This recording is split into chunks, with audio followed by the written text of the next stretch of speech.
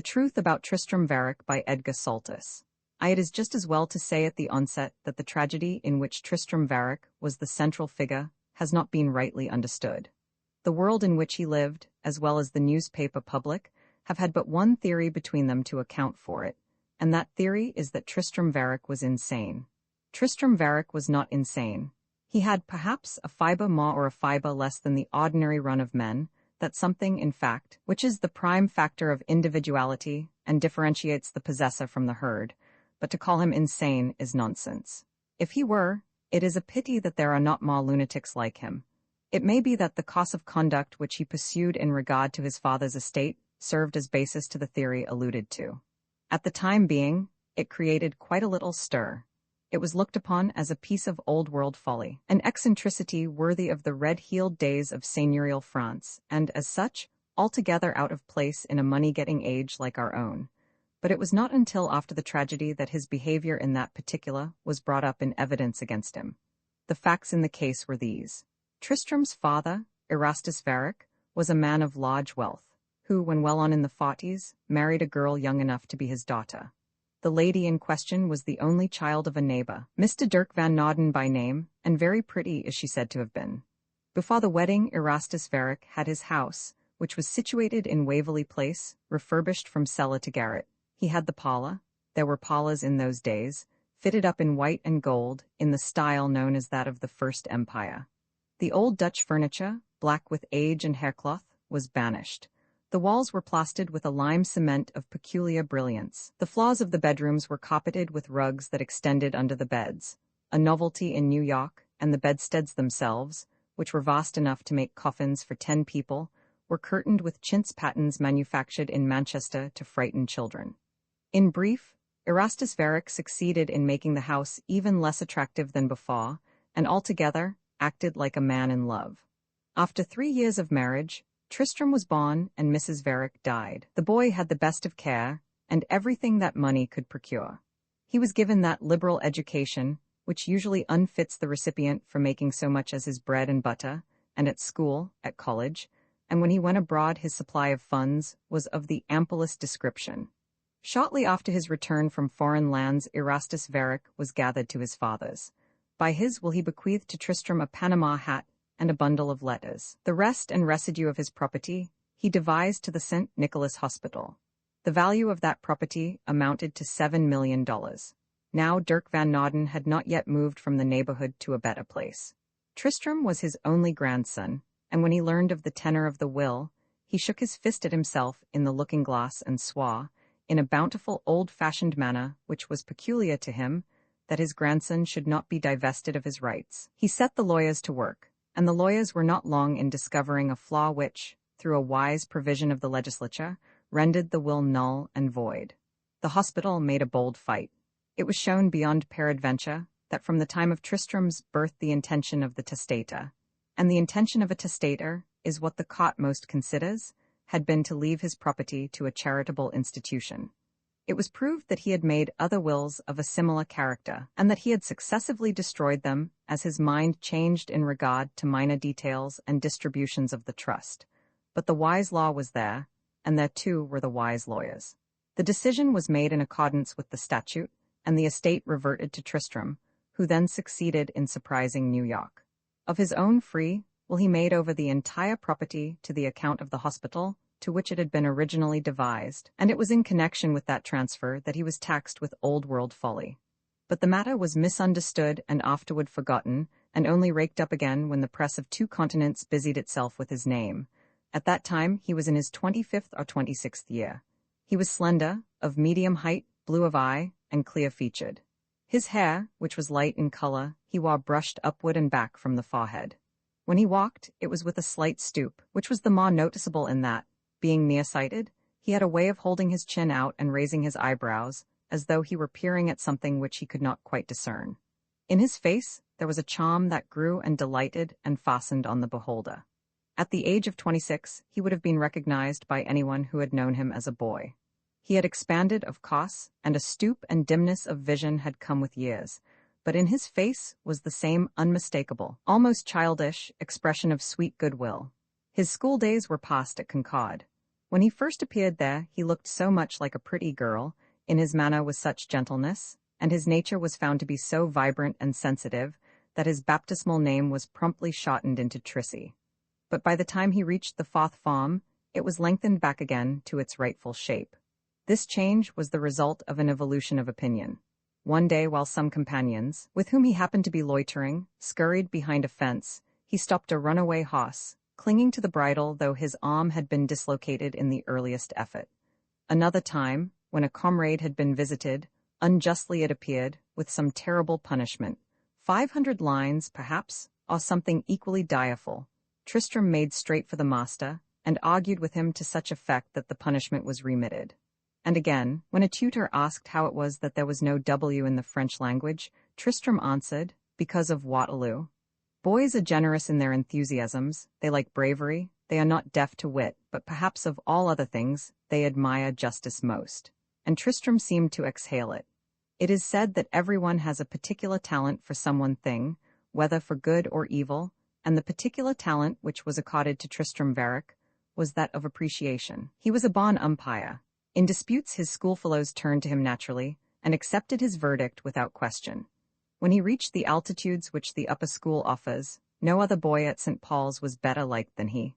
At that time the form of which he was a member, and in which, parenthetically, he ranked rather low, was strengthened by a newcomer, a turbulent, precocious boy who had been expelled from 2 other schools, and with whom, so ran the gossip, it would go hard were he expelled again. His name was Royal Weldon, and on his watch, and on a seal ring which he wore on his little finger, he displayed an elaborate coat of arms under which for legend were the words, "Well done, Weldon," words which it was reported an English king had bawled in battle, ennobling as he did so the earliest Weldon known to fame. Between the 2 lads, and despite the dissimilarity of their natures, or perhaps precisely on that account, there sprang up a warm friendship which propinquity cemented, for chance or the master had given them a room in common.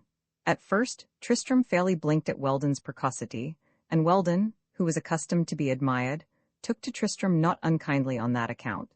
But after a time, Tristram ceased to blink and began to lecture, not priggishly at all, but in a persuasive manner that was hard to resist. For Weldon was prone to get into difficulties, and equally prone to make the difficulties worse than they need have been. When cross-questioned, he would decline to answer. It was a trick he had. Now Tristram never got into difficulties, except with Latin prosody or a Greek root, and he was frank to a fault. It so happened that one day the headmaster summoned Tristram to him. "My dear," he said, "Royal is not acting quite as he should, is he?" To this Tristram made no reply. "He is a motherless boy," the master continued, "a poor motherless boy. I wish, Tristram, that you would use your influence with him. I see but one course open to me unless he does better." Tristram was a motherless boy himself, but he answered bravely that he would do what he could. That evening, as he was battling with the platitudes of that Augustin Bar who is called the Bard of Mantua, presumably because he was born in Andes, Weldon came in, smelling of tobacco and drink. It was evident that he had been to town. Tristram looked up from his task, and as he looked he heard the step of a tutor in the hall. He knew, if the tutor had speech with Weldon, that on the morrow Weldon would leave the school. In a second he had seated him before the open dictionary, and in another second he was kneeling at his own bedside. Hardly had he bowed his head when there came a rap at the door. The tutor entered, saw the kneeling figure, apologized in a whisper, and withdrew. When Tristram stood up again, Weldon was sobered and very pale.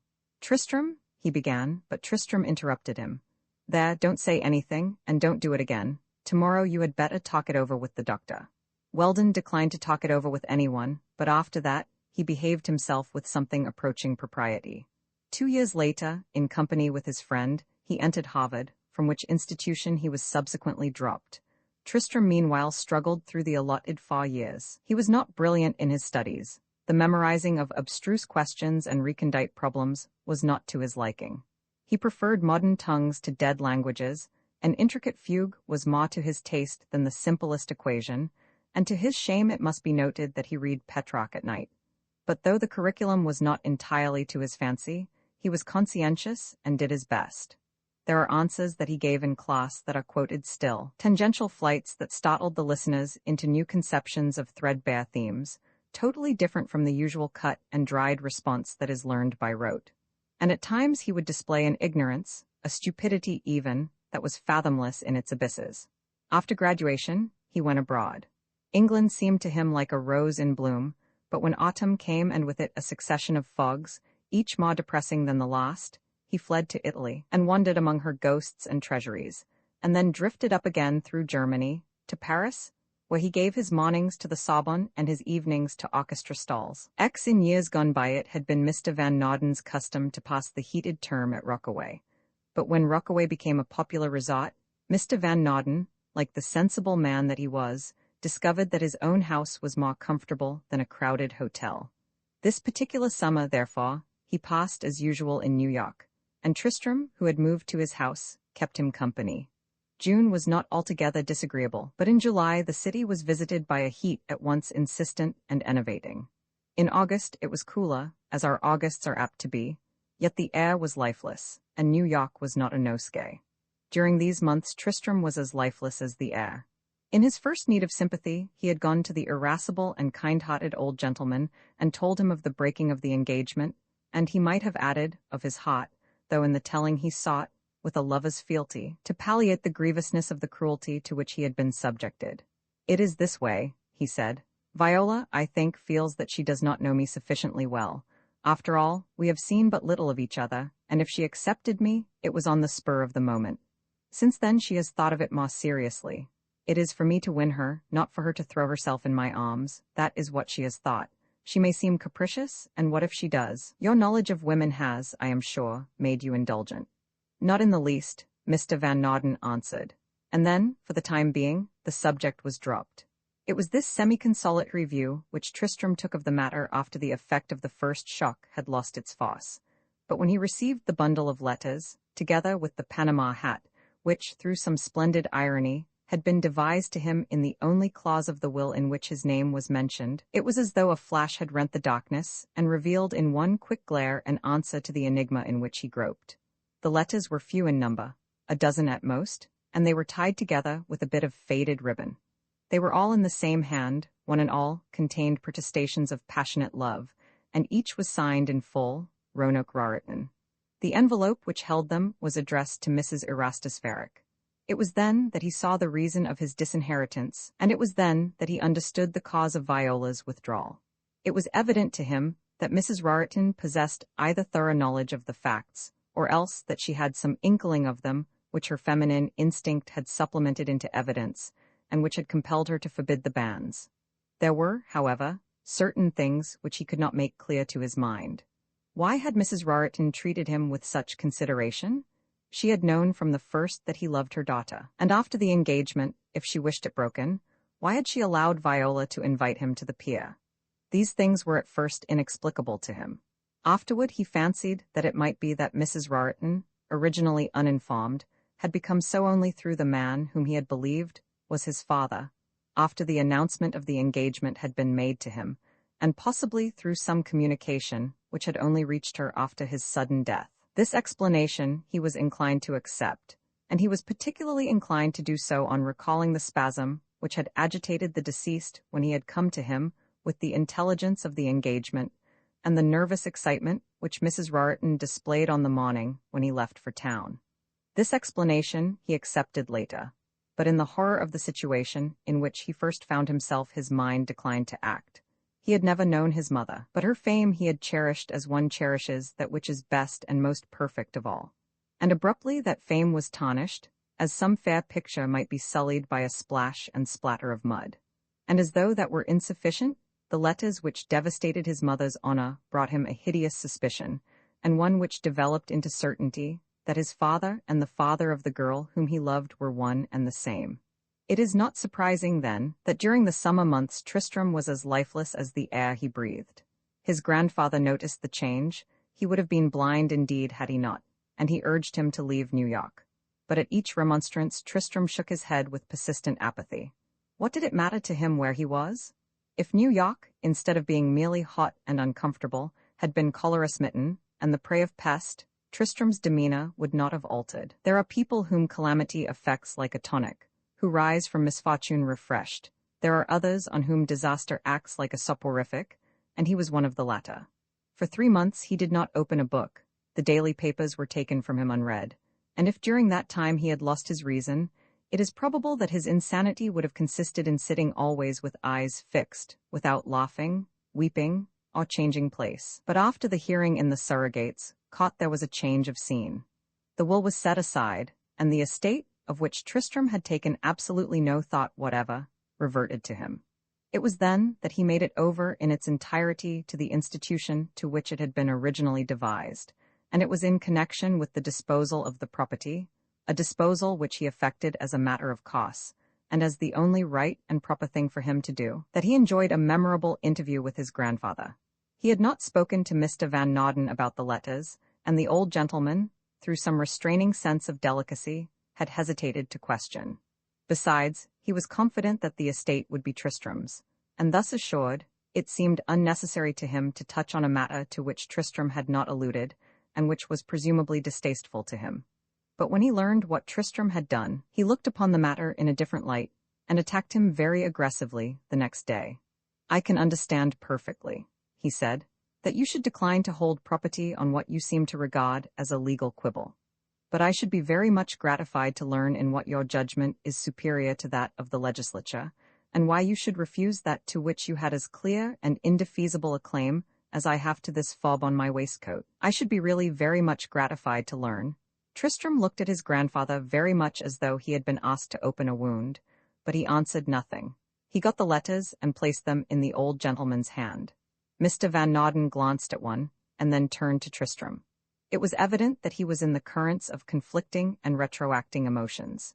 He made as though he would speak, yet for the time being the intensity of his feelings prevented him. He took up the letters again and eyed them, shaking his head as he did so with the anger of one enraged at the irreparable, and conscious of the futility of the wrath.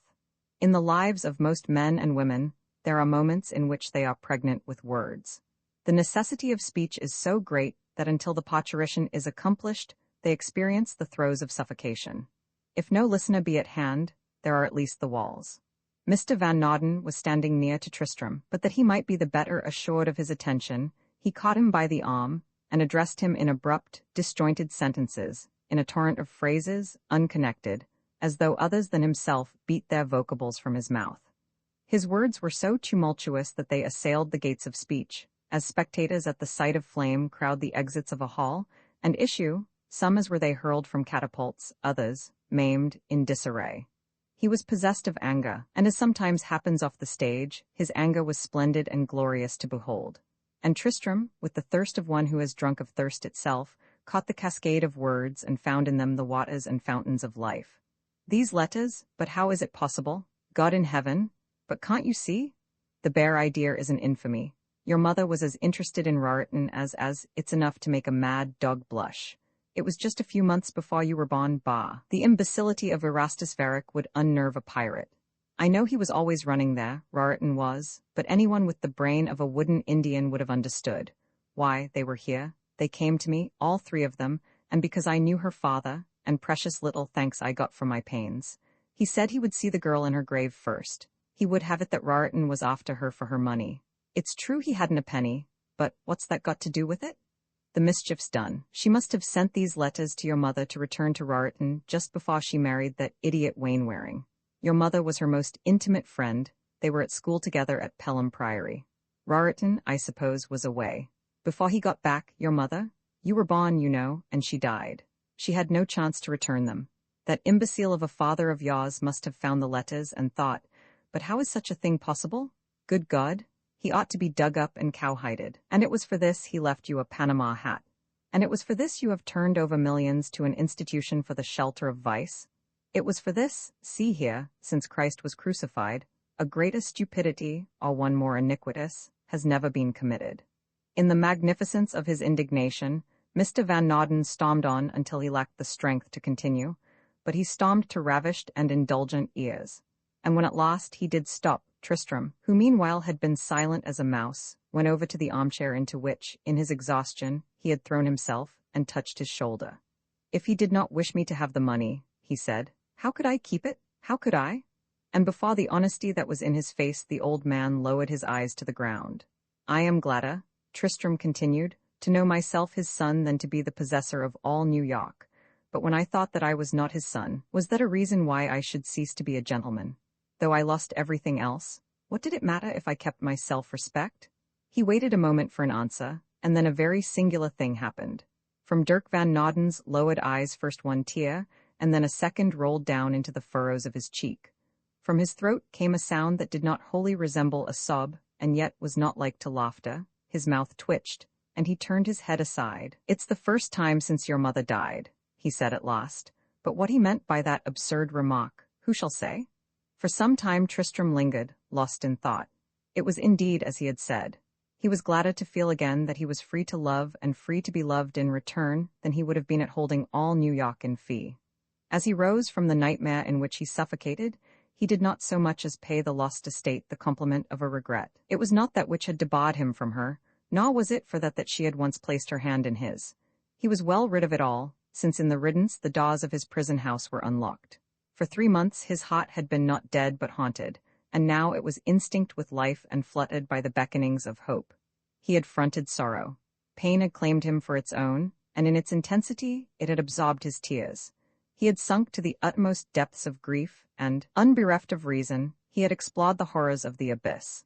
And now, in the magic of the unforeseen, he was transported to dazzling altitudes, to landscapes from which happiness, like the despot that it is, had routed sorrow and banished pain.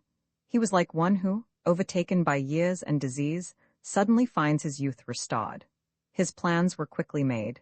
He would go to Narragansett at once, and not leave until the engagement was renewed. He had even the cruelty to determine that his grandfather should come to the pier himself, and argue with Mrs. Raritan, if argument were necessary. "I have so much to say," he presently exclaimed, "that I don't know where to begin." "Begin at the end," his grandfather suggested, but Tristram found it more convenient to begin in the middle. He led the old gentleman into the rhyme and reason of the rupture.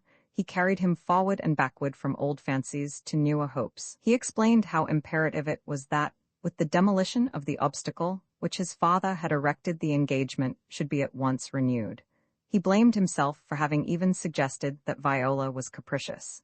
He mourned over the position in which she had been placed. He pictured Mrs. Raritan's relief when she learned of the error into which she had wandered, and after countless digressions, wound up by commanding his grandfather to write an explanation which would serve him as a passport to renewed and uninterruptible favor. "Certainly, certainly," Mr. Van Noden cried, with the impatience of one battling against a stream. "But even granting that your father wrote to Mrs. Raritan, which I doubt, although, to be sure, he was capable of anything, don't you see that you are in a very different position today than you would have been had you not? Had you not? You mean about the money?" "Why, most assuredly I mean about the money," the old gentleman cried, aroused to new indignation by the wantonness of the question. At this Tristram, with the blithe confidence of a lover, shook his head. "You don't know Viola," he answered. "Besides, I can work. Other men do. Why shouldn't I? And be able to marry when you are ready for the grave. That's nonsense. Unless the young lady is a simpleton, and her mother a fit subject for Bedlam, don't tell them that you are going to work. And what would you work at, pray? No, no, that won't do. You are as fitted to go into business as I am to open a bake-shop." "I might try stocks," said Tristram, bravely. "So you might, if you had the St. Nicholas money to start with, and even then you would have to lose 2 fortunes before you could learn how to make one. No, if you have not 6 or 7 millions, you will, one of these days, and the later the day the better for me, you will have a few 100,000. It is paltry enough in comparison to the property which you threw out of the window, but paltry or not, it's more than you deserve. Meanwhile, I will, there, don't begin your nonsense again, sir. For the last 3 months you have done nothing but bother the soul out of me. Meanwhile, if you don't accept what I care to give, and accept it, what's more, with a devilish good grace, I'll disinherit you myself, begad I will.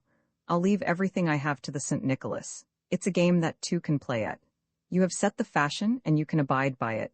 And now, I would be very much indebted if you would let me get some rest." Therewith the fierce old gentleman looked Tristram in the eyes, and grasping him by the shoulder, he held him to him for a second's space. XI. When Tristram reached Narragansett, he had himself driven to an hotel, where he removed the incidental traces of travel before venturing to present himself at the villa. It was a glorious forenoon, and as he dressed, the tonic that was blown to him through the open window affected his spirits like wine. The breeze promised victory. He had been idle and dilatory, he told himself, But he was older, the present was his, and he felt the strength to make it wholly to his use.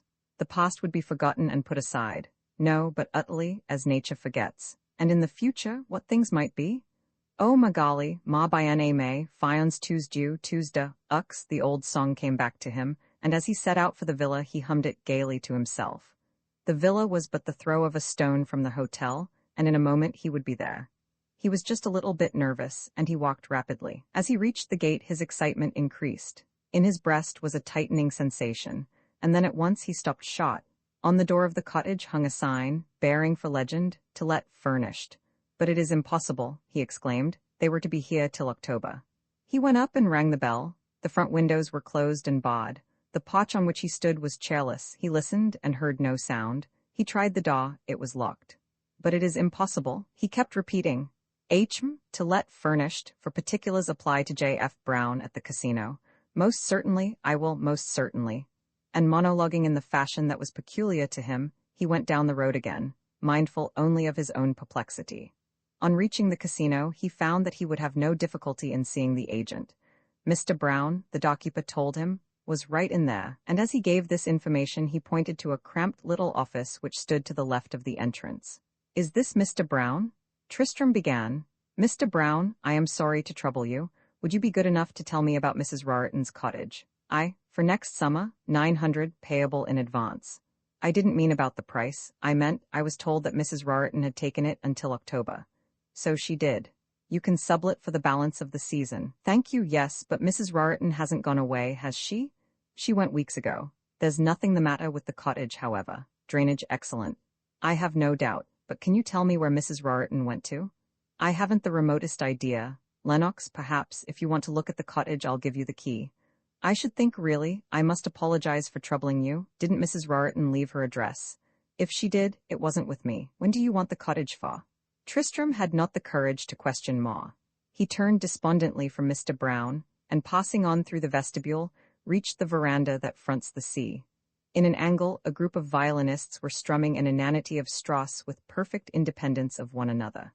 Beyond, on the narrow piazza, and on a division of the lawn that leaned to the road, were a number of small tables close-packed with girls in bright costumes and men in loose flannels and coats of diverting hues. At the open windows of the restaurant, other groups were seated, dividing their attention between the food before them and the throng without. And through the crowd, a number of Alsatians pushed their way, bearing concoctions to the thirstless. The hubbub was enervating, and in the air was a stench of liquor with which the sea breeze coped in vain. Tristrem hesitated a second, and would have fled. He was in one of those moods in which the noise and joviality of pleasure-seekers are jarring even to the best disposed. While he hesitated, he saw a figure rising and beckoning from a table on the lawn, and as he stood, uncertain whether or no the signals were intended for him, the figure crossed the intervening space, and he recognized Alphabet Jones.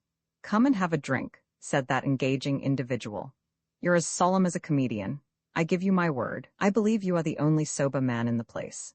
"Thank you," Tristrem answered. "I believe I do not care for anything. I only came to ask, by the way, have you been here long?" "Off and on all summer. It's a good place for points. You got my card, didn't you? I wanted to express my sympathy at your bereavement." "You are very kind, but what's this I hear about you? You've bloomed out into a celebrity. Everybody is talking about you. Everybody, men, women, and children, particularly the girls. When a fellow gives away a fortune like that, mais tu sais, mon cher, c'est bien beau, ça." And to himself he added, et bien bête. Already certain members of immediate groups had become interested in the new arrival, and it seemed to Tristrem that he heard his name circulating above the jangle of the waltz. "I am going to the hotel," he said. "I wish you would walk back with me. I haven't spoken to a soul in an age. It would be an act of charity to tell me the gossip." Tristrem, as he made this invitation, marveled at his own duplicity. For the time being, he cared for the society of Alphabet Jones as he cared for the companionship of a bum bailiff. Yet still he lured him from the casino and led him up the road, in the hope that perhaps without direct questioning, he might gain some knowledge of her. As they walked on, Jones descanted in the arbitrary didactic manner, which is the privilege of men of letters whose letters are not in capitals, and moralized on a variety of topics, not with any covert intention of boring Tristrem, but merely from a habit he had of rehearsing ready-made phrases and noting their effect on a particular listener. This exercise he found beneficial. In airing his views, he sometimes stumbled on a good thing which he had not thought of in private, and as he talked Tristram listened, in the hope that he might say something which would permit him to light up to the subject that was foremost in his mind. But nothing of such a nature was touched upon, and it was not until the cottage was reached that Tristram spoke at all. "The Rartons have gone, I see," he remarked, nodding at the cottage as he did so. "Yes, I see by the papers that they sailed yesterday." "You don't mean to say they have gone to Europe?" I heard they were going to Lennox." "If they were, they changed their plans. Miss Rarton didn't seem up to the mark when she was here. In some way she reminded me of a realized ideal. The charm had departed. She used to be enigmatical in her beauty, but this summer, though the beauty was still there, it was no longer enigmatical, it was like a problem solved. After all, it's the way with our girls. A winter or two in New York would take the color out of the cheeks of a red Indian. Apropos de bottes, weren't you rather smitten in that direction? And you say they have gone abroad?" Tristram repeated, utterly unimpressed by the ornateness of the novelist's remarks. "Yes, sir, and were it not that our beastly government declines to give me the benefit of an international copyright, I should be able to go and do likewise. It's enough to turn an author into an anarchist." "Why, you would be surprised," Jones rambled on, but Tristram no longer listened. The position in which he found himself was more irritating than a dream. He was dumbly exasperated. It was his own inaction that was the cause of it all. If he had but bestirred himself sooner, instead of struggling against that which every throb of his heart convinced him was false, he had dawdled with the impossible and toyed with apostles of grief. At the first obstacle, he had turned aside. Where he should have been resolute, he had been weak. He had taken mists for barriers. A child frightened at its own shadow was never more absurd than he. And Viola? It was not surprising that the color had deserted her cheeks. It was no wonder that in his imbecile silence she had gone away. It was only surprising that she had not gone before. And if she had waited, might it not be that she waited expectant of some effort from him, hoping against hope, and when he had made no sign had believed in his defeat and left him to it? There was no blame for her. And now, if he were free again, that very liberty was due not to his own persistence, but to chance. Surely she was right to go. Yet, but after all, it was not too late. Wherever she had gone he could follow. He would find her and tell her and hold her to him.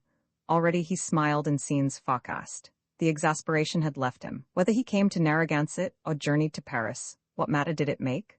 The errand was identical, and the result would be the same. How foolish of him to be annoyed because he had not found her, in garlands of orange blossoms, waiting on a balcony to greet his coming. The very fact of her absence added new weight to the import of his message. Yes, he would return to town at once, and the next steamer would bear him to her. And then, unconsciously, through some obscure channel of memory, he was back where he had once been, in a Gasthof in the Bavarian mountains. It was not yet dusk.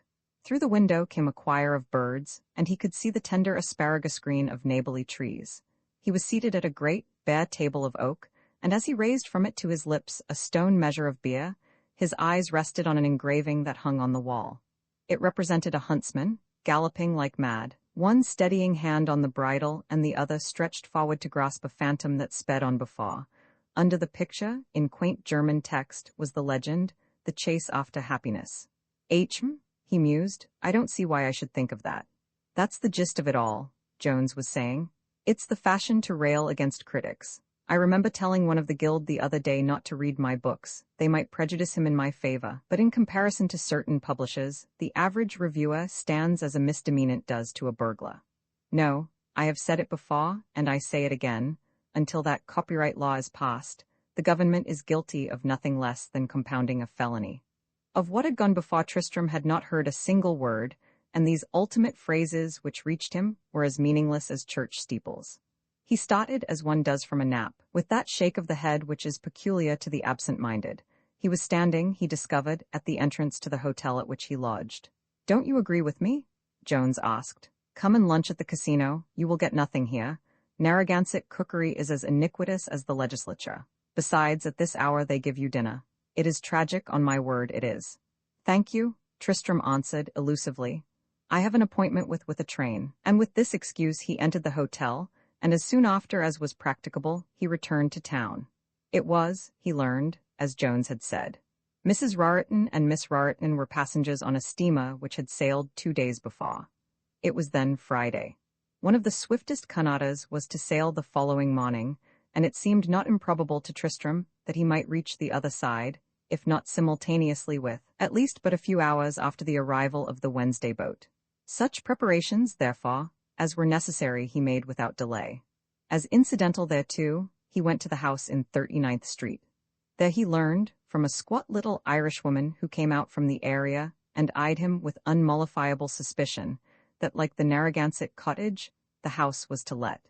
The only address which he could obtain from her was that of a real estate agent in the lower part of the city. Thither he posted at once. Yet even there the information which he gleaned was meagre. The house was offered for a year. During that period, the agent understood, Mrs. Raritan proposed to complete her daughter's musical education abroad, where, the agent did not know, the rental accruing from the lease of the house was to be paid over to the East and West Trust Co. Further than that he could say nothing. Thereupon Tristram trudged hopefully to Wall Street, but the secretary of the East and West was vaguer even than the agent. He knew nothing whatever on the subject of Mrs. Raritan's whereabouts, and from his tone it was apparent that he cared less. There is, however, an emollient incourtesy which has softened greater oafs than he, and that emollient Tristram possessed.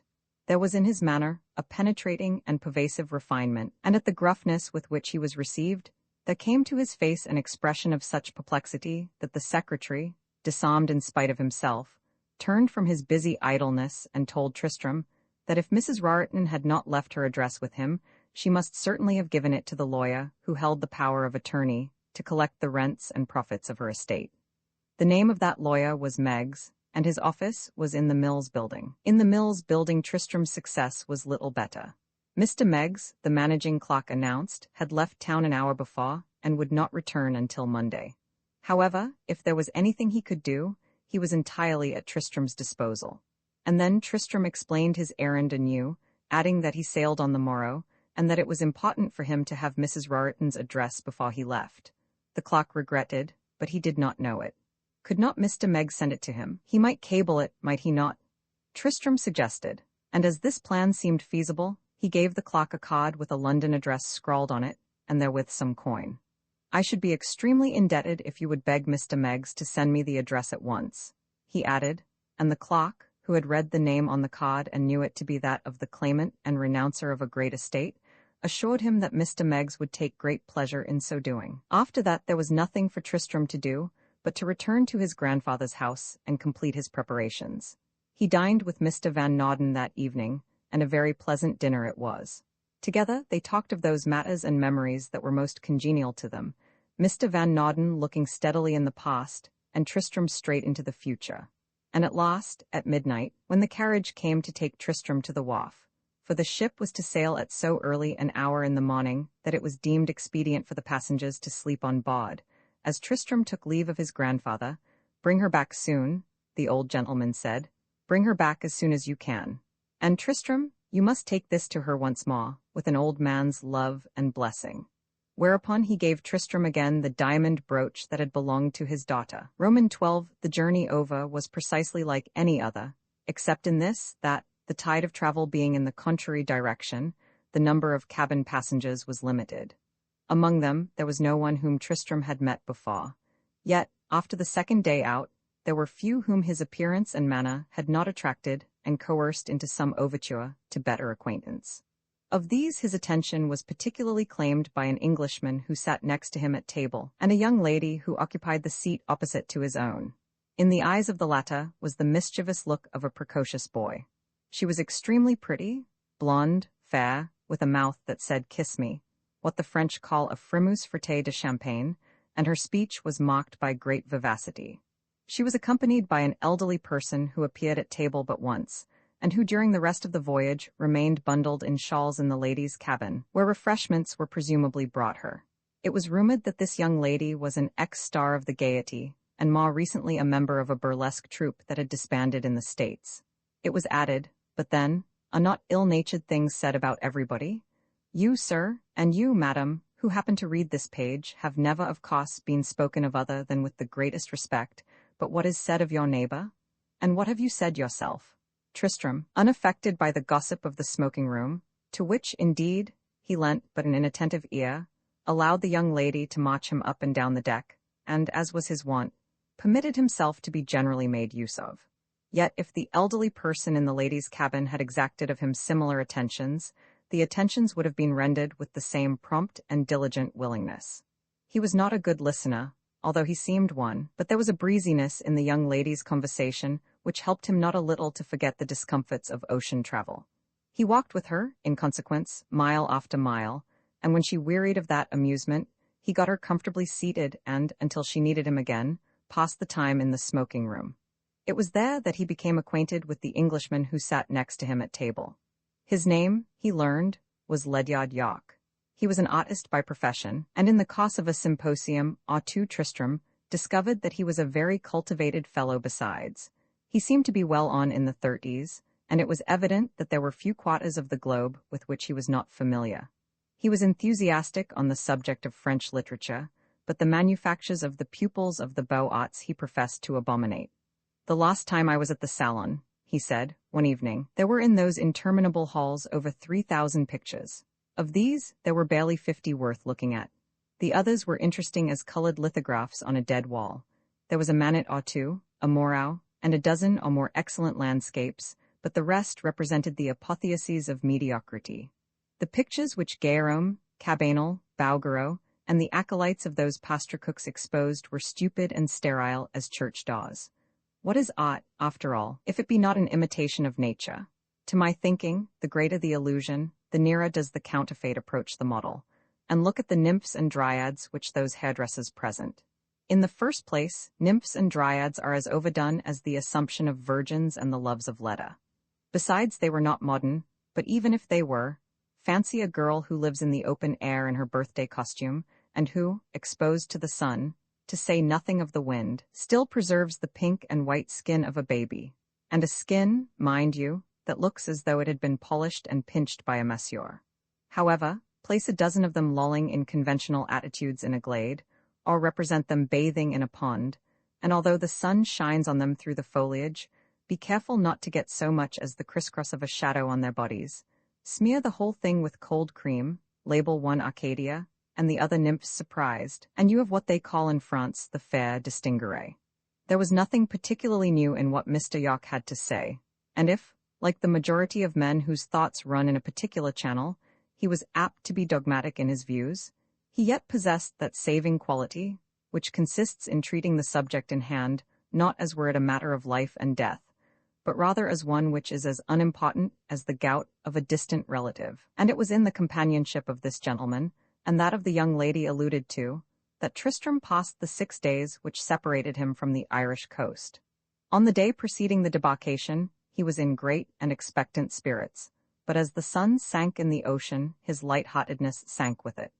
During dinner, his charming vis-a-vis rallied him as best she might, but he remained unresponsive, answering only when civility made it necessary for him to do so. It is just possible that the young lady may have entertained original ideas of her own on the subject of his taciturnity, but however that may be, it so happened that before the meal was done, Tristram went up on deck, and seeking the stern of the ship, leaned over the gunwale. So far in the distance as his eyes could reach was a trail of glistening white. On either side were impenetrable wastes of black. In his ears was the sob of water displaced, the moan of tireless discontent, and therewith the flash and shimmer of phosphorus seemed to invite and tell of realms of enchanted rest beneath. And as Tristram watched and listened, the sibilance of the sea gurgled in sympathy with his thoughts, accompanying and accentuating them with murmurs of its own. Its breast was bared to him, it lay at his feet, open-armed as though waiting his coming, and conjuring him to haste. There is nothing sweeter, it seemed to say, nothing swifter, and not more still. I feed my lovers on lotus and lethe. There is no fairer couch in the world than mine. A sister's kiss is not more chaste. I am better than fame, serener than hope. I am more than love, I am peace. I am unforsakable, and I never forsake. And as the great ship sped on in fright, it almost seemed to Tristram that the sea, like an affianced bride, was rising up to claim and take him as her own. Many months later, he thought of the sensation that he then experienced. The query that came to his mind, he knew not how or whence, whether it were not better perhaps, and then the after-shudder as he started back, wondering could it be that for the moment he was mad, and telling himself that in a few hours, a few days at most, he would be with her. And what had the sea to do with him? Many months after he thought of it. and as he still gazed at the tempting waters, he felt a hand touch his own, rest on, and nestle in it. He looked around. It was his charming vis-a-vis who had sought him out and was now looking in his face. She did not speak, her eyes had lost their mischief, but her mouth framed its message as before. Awkwardly as men do such things, Tristram disengaged his hand. The girl made one little effort to detain it, and for a moment her lips moved, but she said nothing, and when the hand had gone from her, she turned with a toss of the head and disappeared in the night.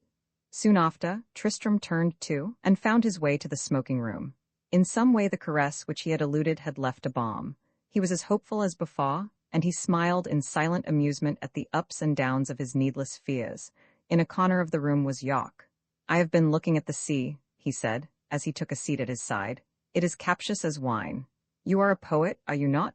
Jock spoke not as though he were paying a compliment, but in the matter-of-fact fashion in which one drummer will say "dry goods" to another. "No, I wish I were. I have never written. It's a popular prejudice to suppose that a poet must write. The greatest of all never put pen to paper. What is there left to us of Linus and Musaeus? Siddhartha did not write, Valmiki did not know how. The parables of the Christ were voiced, not written. Besides, the poet feels. He does not spend a year, like Mallarmé, in polishing a sonnet. De Musset is certainly the best example of the poet that France has to offer. With him, you always catch the footfall of the muse.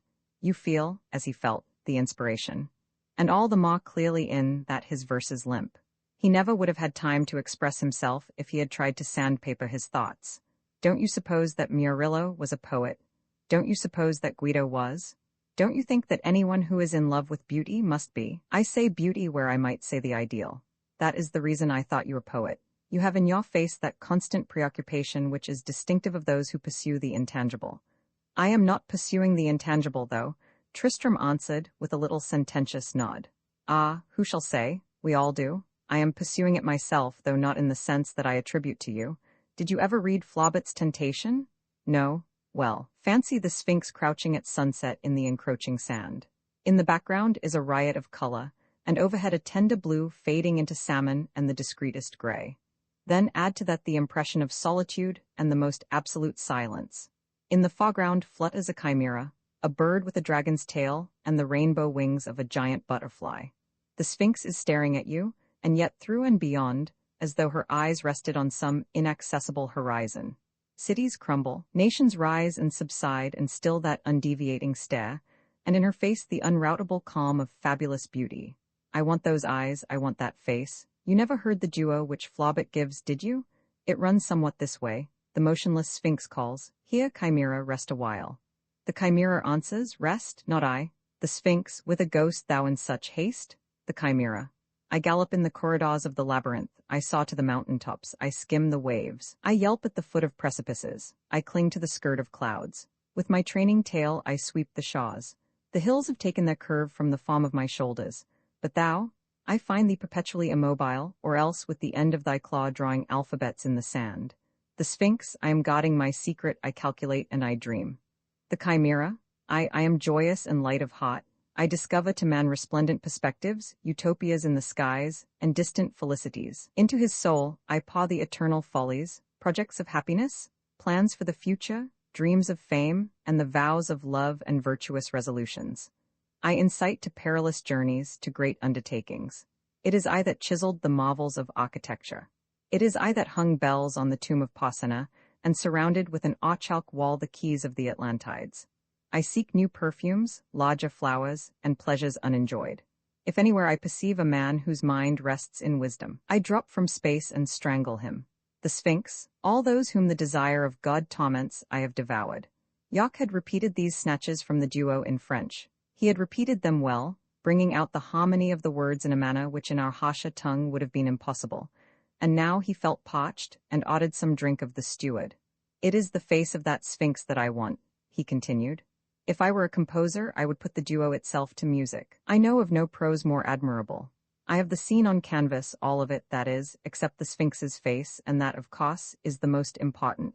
I want a face that she alone could possess. I may find it, I may not. At all events, you see that just at present I too am in pursuit of the intangible. But there, tell me of the artist who is not. It is true, you go to the academy, and in the Cleopatras and Psyches you recognize the same Mary Jane who the day before offered herself as model to you. My Sphinx, however, was not born in Clapham. Nor does she dwell in Pimlico. But apropos to Pimlico, I have a fancy that that little friend of yours is on her way to St. John's Wood. What little friend? Why, the girl that sits opposite, and what's more to the point, she's in love with you. Tous mes compliments, c'est un vrai morceau de Roy. At this Tristram blushed in spite of himself. She might have been the Helen for whom the War of the World was fought. She might have been Mileta or Venus Basilia, and still would she have left him unimpressed. He would not have recognized the divinity, he bowed but to one.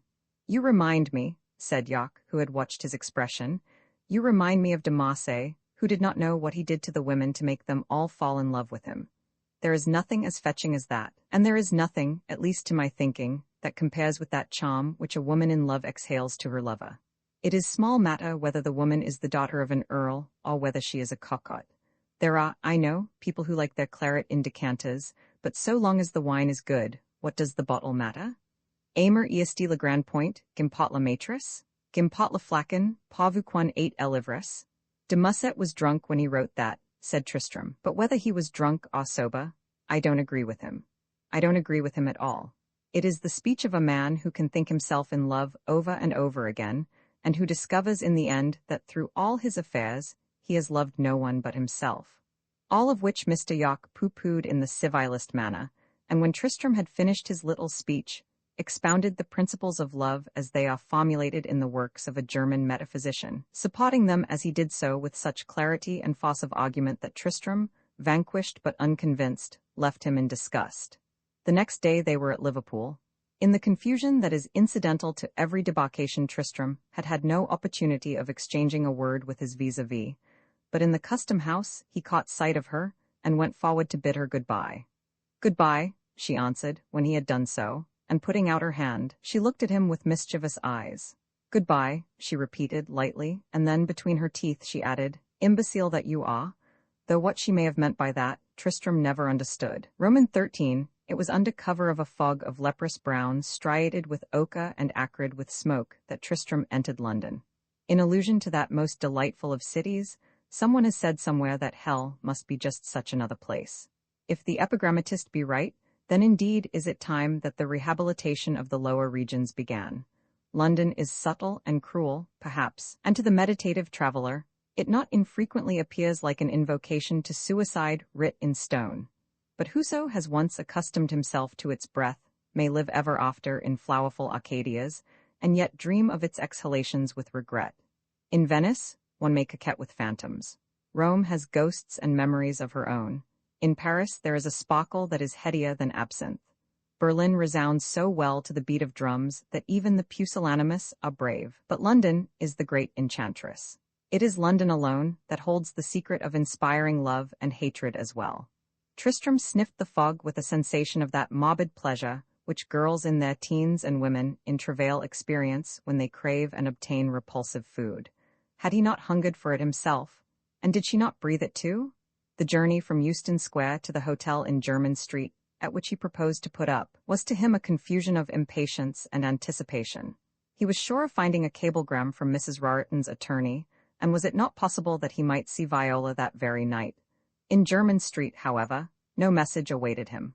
Under the diligent supervision of a waiter who had the look and presence of a bishop, he managed later to eat some dinner. But the evening was a blank. He passed it twirling his thumbs, dumbly irritated, incapable of action, and perplexed as he had never been before. The next morning his odyssey began. He cabled to Mr. Meggs and saw the clock put beneath the message the cabalistic letters AP, and then, in an attempt to frighten time, he had his measure taken in Savile Row and his hair cut in Bond Street. But in vain. The day dragged as though its wheels were clogged. By noon he had exhausted every possible resource. Another, perhaps, might have beguiled the tedium with drink, or cultivated what Balzac has called the gastronomy of the eye, and which consists in idling in the streets. But unfortunately for Tristram, he was none other than himself. The mere smell of liquor was distasteful to him, and he was too nervous to be actively inactive. Moreover, as in September there are never more than 4 million people in London, his chance of encountering an acquaintance was slight. Those that he possessed were among the absent 10,000. They were in the country, among the mountains, at the seaside, on the continent, anywhere, in fact, except in the neighborhood of Pall Mall. And even had it been otherwise, Tristram was not in a mood to suffer entertainment. He had not the slightest wish to be amused. Wagner might have come to Covent Garden from the grave to conduct Parsifal in person, and Tristram would not have so much as bought a stall. He wanted Miss Roriton's address, and until he got it a comet that bridged the horizon would have left him incurious as the dead. On the morrow, with his coffee, there came to him a yellow envelope. The message was brief, though not precisely to the point, uninformed of Mrs. Roriton's address. It ran, and the signature was Meg's. For the first time it occurred to Tristram that fate was conspiring against him.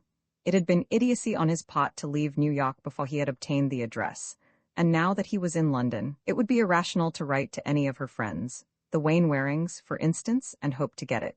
He knew the Wainwarings just well enough to attend a reception if they gave one, and a slighter acquaintance than that it were idle to describe. Other friends the girl had in plenty, but to Tristram they were little more than shadows. There seemed to be no one to whom he could turn. Indeed, he was sorely perplexed, since the hour in which he learned that his father and Viola's were not the same he had been possessed of but one thought, to see her and kneel at her feet. And in the haste he had not shown the slightest forethought. He had been too feverishly energetic to so much as wait till he got her address. And now in the helter-skelter, he had run into a cul-de-sac where he could absolutely do nothing except sit and bite his thumb. The enforced inactivity was torturesome as suspense. In his restlessness he determined to retrace his steps. He would return to New York, he told himself, learn of her whereabouts, and start afresh. Already he began to calculate the number of days which that course of action would necessitate, and then suddenly, as he saw himself once more on Fifth Avenue, he bethought him of Alphabet Jones. What man was there that commanded larger sources of social information than he? He would cable to him at once, and on the morrow he would have the address. The morrow dawned, and succeeding morrows, a week went by, and still no word from Jones. A second week passed, and when a third was drawing to a close and Tristram, outwearied and enervated, had secured a berth on a returning steamer, at last the answer came, an answer in 4 words. Brown Shipley, found as caught. That was all, but to Tristram, in his overwrought condition, they were as bobs of flame. "My own bankers?" he cried. "Oh, thrice triple fool, why did I not think of them before?" He was so annoyed at his stupidity that on his way to the city, his irritation counterbalanced the satisfaction which the message brought. 3 whole weeks have I waited, he kept telling himself. 3 whole weeks, Jones might better have written. No, I might better have shown some common sense. 3 whole weeks? He was out of the cab before it had fairly stopped, and breathless when he reached the desk of the clerk whose duty it was to receive and forward the letters of those who banked with the house. "I want Mrs. Roriton's address," he said. "Mrs. R. F. Roriton, please." The clerk fumbled a moment over some papers. "Care of Munro, Rue Scribe," he answered. "Thank God!" Tristram exclaimed, "and thank you, send my letters there also." That evening he started for Paris, and the next morning he was asking in the Rue Scribe the same question which he had asked the previous afternoon in Founder's Court. There he learned that Mrs. Roriton had sent word, the day before, that all letters should be held for her, until further notice. She had been stopping with her daughter at the Hotel du Rhin, but whether or not she was still there the clerk did not know. The Rue Scribe is not far from the Place Vendôme, in which the Hotel du Rhin is situated, and it took Tristram a little less than 5 minutes to get there. The concierge was lounging in her cubbyhole. "Madame Roriton?" Tristram began. "Party MCU, party Dupuy's Hira." And then from Tristram new questions came thick and fast. The concierge, encouraged by what is known as a white piece, and of which the value is 5 francs in current coin, became very communicative. Disentangled from layers of voluble digression, the kernel of her information amounted to this. Mrs. Roriton and her daughter had taken the Orient Express the day before. On the subject of their destination, she declared herself ignorant. Suppositions she had in plenty, but actual knowledge none, and she took evident pleasure in losing herself in extravagant conjectures. "Bien le bonjour," she said when Tristram, possibly disheartened, turned to leave. "Bien le bonjour. MSIU, C. Jos Exprimer Ainsi." The Orient Express, as Tristram knew, goes through southern Germany into Austria, thence down to Budapest and on to Constantinople. That Viola and her mother had any intention of going farther than Vienna was a thing which he declined to consider. On the way to Vienna was Stuttgart and Munich. In Munich there was Wagner every other night. In Stuttgart there was a conservatory of music, and at Vienna was not the opera world-renowned? They have gone to one of those 3 cities, he told himself. Viola must have determined to relinquish the Italian school for the German. He mused, I'll soon put a stop to that. As to finding her, all I have to do is go to the police. They keep an eye on strangers to some purpose. Let me see, I can get to Stuttgart by tomorrow noon. If she is not there, I will go to Munich.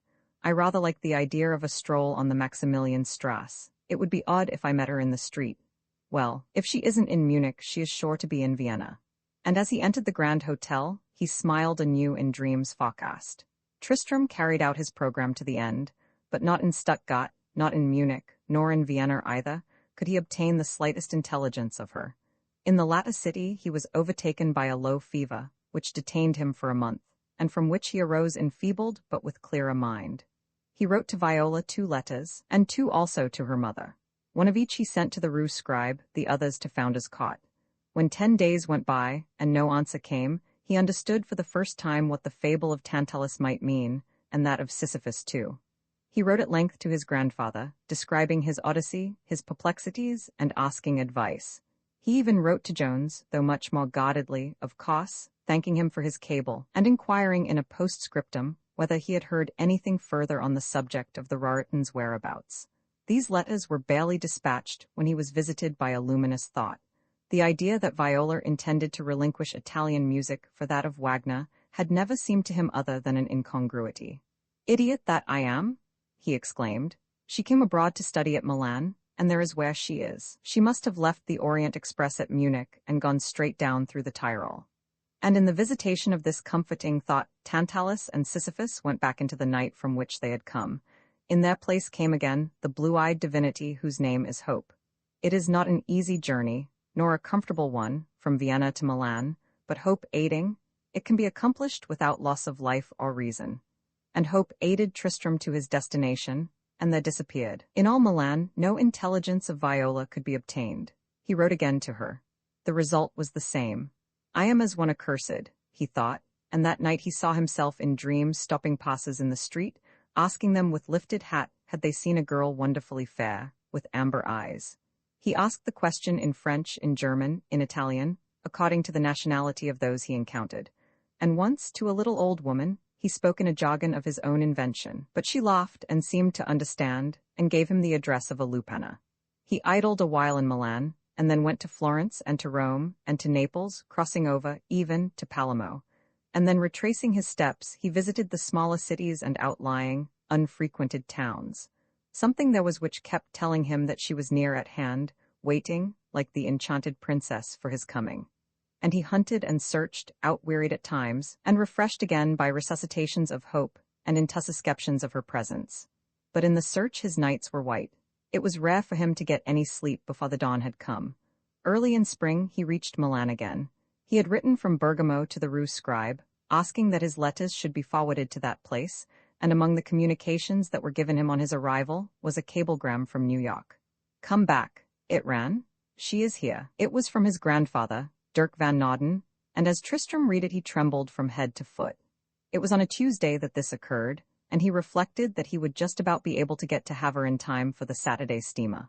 An hour later he was in the train bound for Desenzano, from which place he proposed to go by boat to Riva, and thence up to Munich, where he could catch the Orient Express on its returning trip to France. Roman 14, when the boat entered the harbor, it was already night. Tristrem was tired, but his fatigue was pleasant to him. His odyssey was done. New York, it is true, was many days away, but he was no longer to wander feverishly from town to town. If he was weary, at least his mind was at rest. Riva is on the Austrian frontier, and while the luggage was being examined, Tristrem hummed contentedly to himself. He would get some dinner at the hotel, for he was hungry as he had not been in months. At last he would have a good night's rest. There would be no insomnia now. In the magic of a cablegram that succub had been exercised forever. On the morrow he would start afresh, and neither stop nor stay till the goal was reached. It was no longer vague and intangible, it was full in sight. And so, while the officers were busy with his traps, he hummed the unforgotten air, O Magali, Ma bien-aimé. The hotel to which he presently had himself conveyed stands in a large garden that leans to the lake. It is a roomy structure, built quadrangular-wise. On one side is a little chalet. Above, to the right and left, precipitous cliffs and trellised mountains loom like battlements of Titan homes. The air is very sweet, and at that season of the year, almost overweighted with the scent of flowers. In spite of the night, the sky was visibly blue, and high up in the heavens, the moon glittered with the glint of sulphur. As the carriage drew up at the door, there was a clang of bells. An individual in a costume that was brilliant as the uniform of a field officer hastened to greet the guest. At the threshold was the Oberkellner. A few steps behind him, the manager stood bowing persuasively, and as Tristrem entered, the waiters, hastily marshaled, ranged themselves on either side of the hall. Vore, Tristrem began, and then remembering that he was no longer in Italy, continued in German. The answer came in the promptest English. Yes, my lord, will your lordship dine at table d'hôte? Du, Konrad, schnell, die Speisekarte.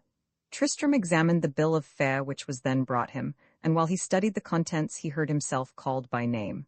He looked up and recognized Ledyard York, his companion of months before on the outward-bound Kannada, who welcomed him with much warmth and cordiality.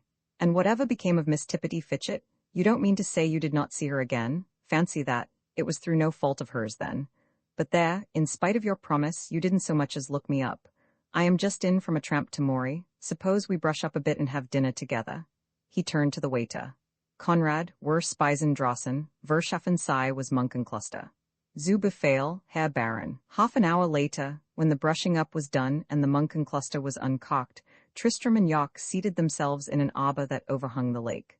It's ever so much better here than at table d'hôte. York began. I hate that sort of business, don't you? I have been here over 2 months, but after a week or so of it, I gave up promiscuous feeding. Since then, whenever I have been able, I have dined out here. I don't care to have every dish I eat seasoned with the twaddle of cheap trippers. To be sure, few of them get here. Reaver is well out of the beaten track. But one table d'hôte is just like another, and they are all of them wearying to the spirit and fatiguing to digestion. Look at that water, will you? It's almost Venice, isn't it? I can tell you, I have done some good work in this place. But what have you been doing yourself? Nothing to speak of, Tristrem answered. I have been roaming from pillar to post. It's the second time I have been over the continent, and now I am on my way home. I am tired of it. I shall be glad to be back. Yes, you were the last person I expected to meet. If I remember rightly, you said on the steamer that you were to be on this side but a short time. It's always the unexpected that occurs, isn't it? By the way, I have got my Sphinx. What Sphinx? I thought I told you. I have been looking for years for a certain face. I wanted one that I could give to a Sphinx. The accessories were nothing. I put them on canvas long ago, but the face I never could grasp. Not one of all that I tried suited me. I had almost given it up, but I got it at last. I'll show it to you tomorrow. I am afraid, you see, I leave very early. I'll show it to you tonight then. You must see it. If I had had it made to order, it could not suit me better. It came about in such an odd way. All winter I have been at work in Munich.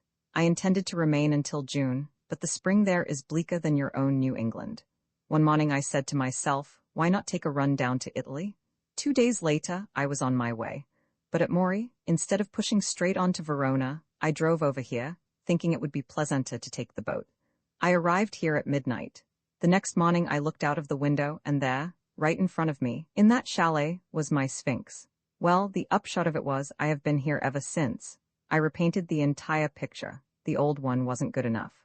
I should like to see it very much, said Tristrem, less from interest than civility. I wish you had come in time to see the original. She never suspected that she had posed as a model, and though her window was just opposite mine, I believe she did not so much as pay me the compliment of being aware of my existence. There were days when she sat hour after hour looking out at the lake, almost motionless in the very attitude that I wanted. It was just as though she were repeating the phrase that Flaubert puts in the Sphinx's mouth, I am guarding my secret, I calculate and I dream. Wasn't it odd, after all, that I should have found her in that haphazard way? It was odd, Tristrem answered. Who was she? I don't know. French, I fancy. Her name was Dupont or Dufflot, something utterly bourgeois. There was an old lady with her mother, I suppose. I remember, at table d'hôte one evening, a Russian woman, with an itch in her name, said she did not think she was Kama il Faut. She is Kama il Mn Faut, I answered, and mentally I added, which is a deuced sight more than I can say of you, who are Kama il Nn Faut pass. The Russian woman was indignant at her, I presume, because she did not come to the public table. You know that feeling, if it's good enough for me, it's good enough for you. But my Sphinx not only did not appear at table d'hôte, she did not put her foot outside of the chalet. One bright morning she disappeared from the window, and a few days later, I heard that she had been confined. Shortly after she went away. It did not matter, though, I had her face. Let me give you another glass of Munkencluster. She was married then? Yes, her husband was probably some brute that did not know how to appreciate her. I don't mean, though, that she looked unhappy.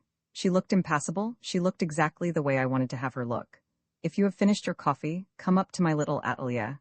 I wish you could see the picture by daylight, but you may be able to get an idea of it from the candles.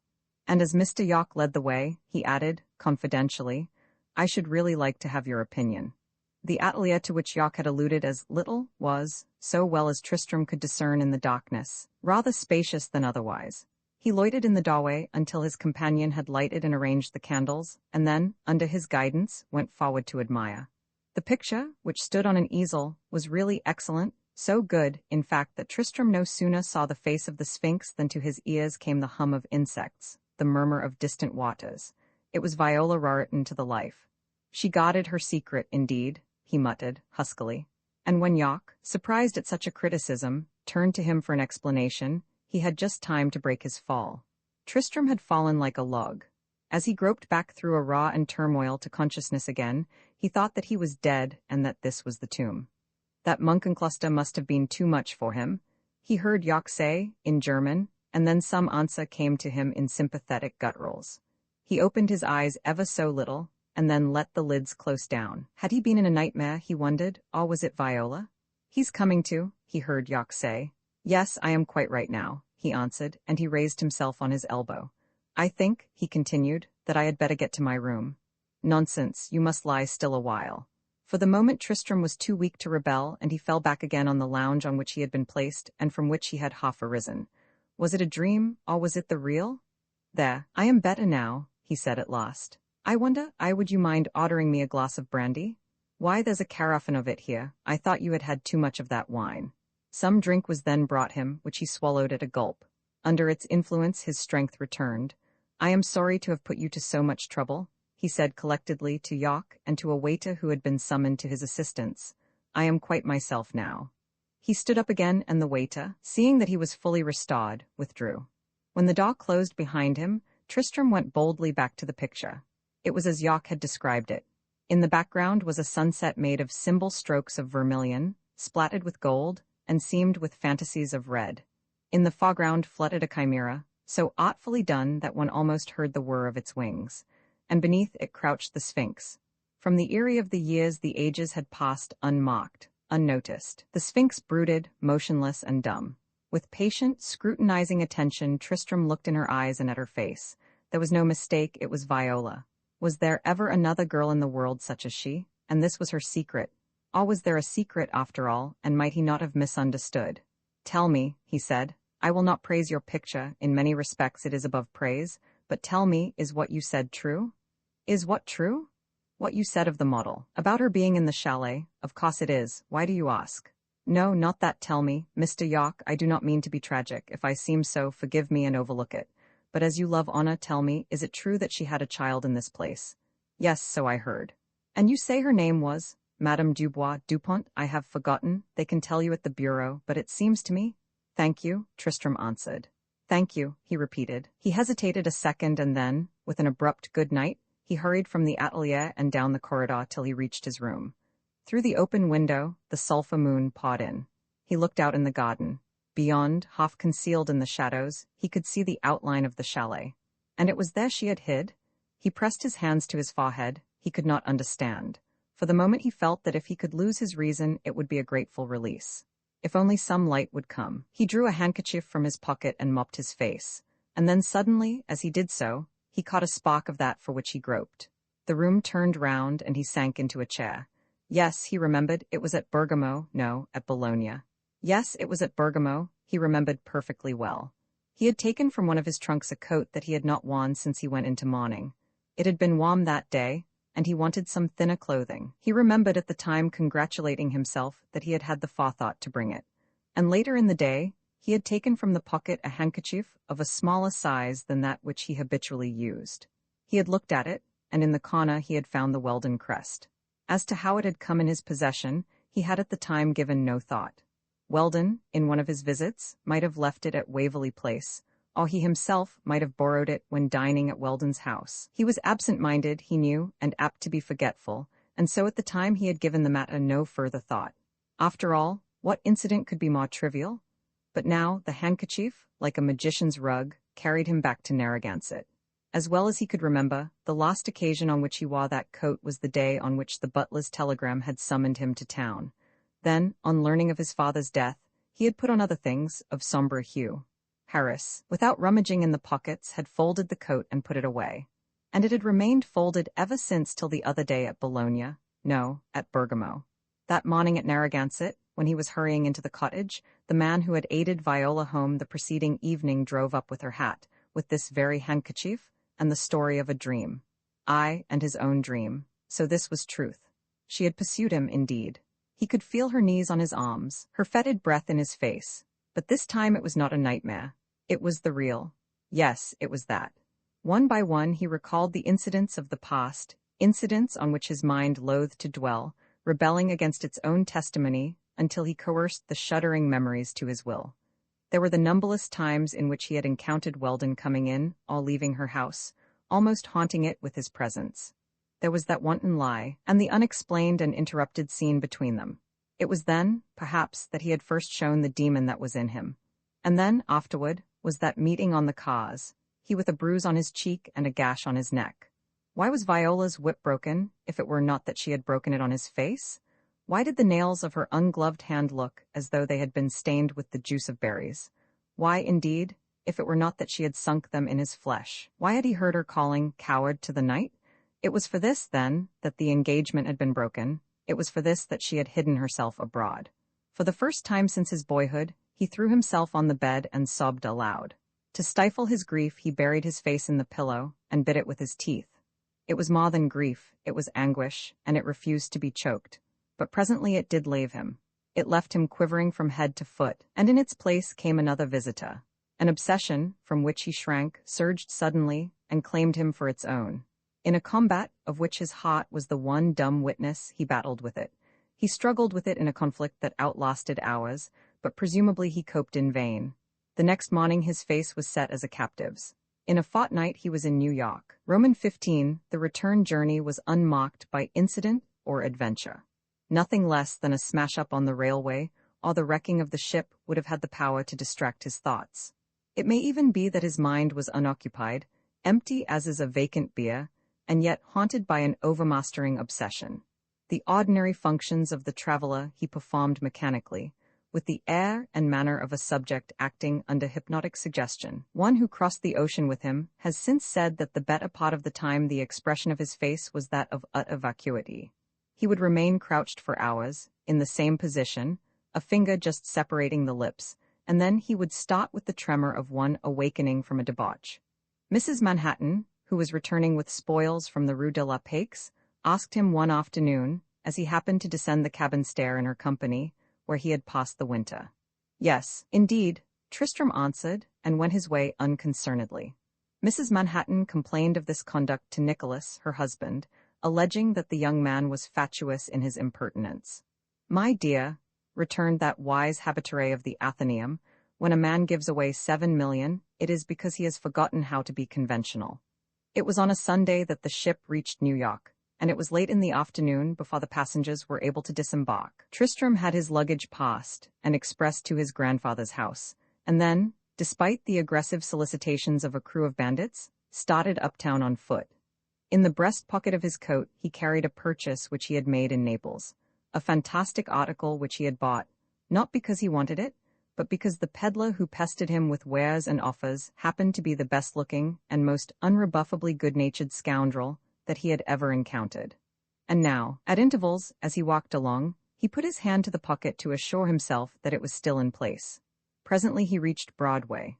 That thoroughfare, which on earlier Sundays was wont to be one of the sedatest avenues of the city, was starred with globes of azure light, and its quiet was broken by the passing of orange-colored cars.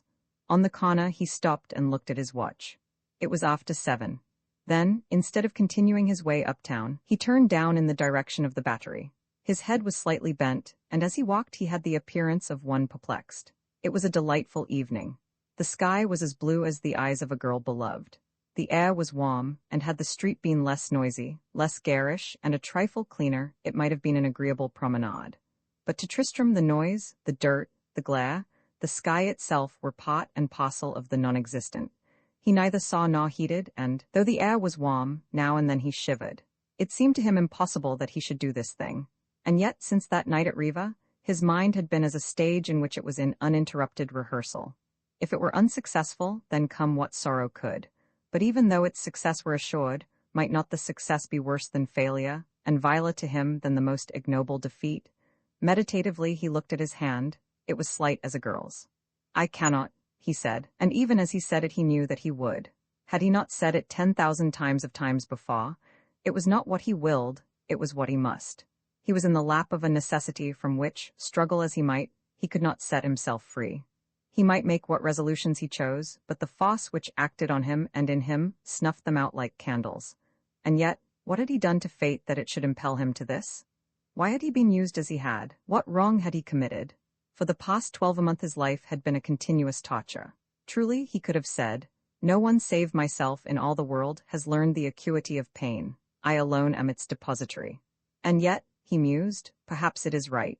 Long ago, when I was comparing my nothingness to her beauty, did I not know that to win her I must show myself worthy of the prize? She will think that I am when I tell her. Yes, she must think so when it is done. But will it be done? Oh God, I cannot. For the instant he felt as though he must turn to the passes and claim their protection from himself. He had stopped again, and was standing under a great pole that supported an electric light. In the globe was a dim, round ball of red, and suddenly it flared up into a flame of the palest lemon, edged with blue. "It is my courage," he said. "I have done with hesitation now." He hailed and boarded a passing car.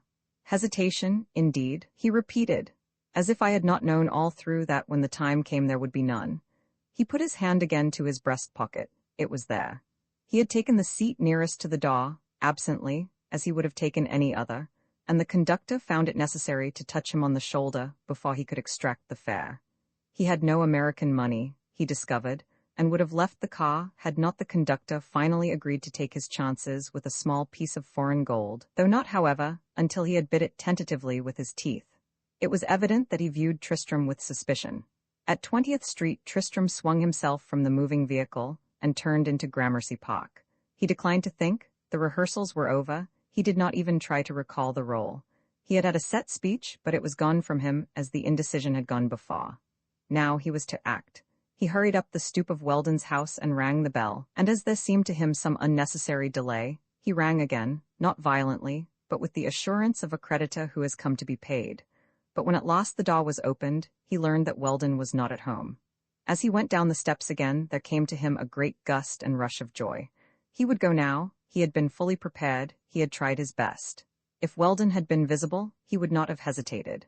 But he had not been.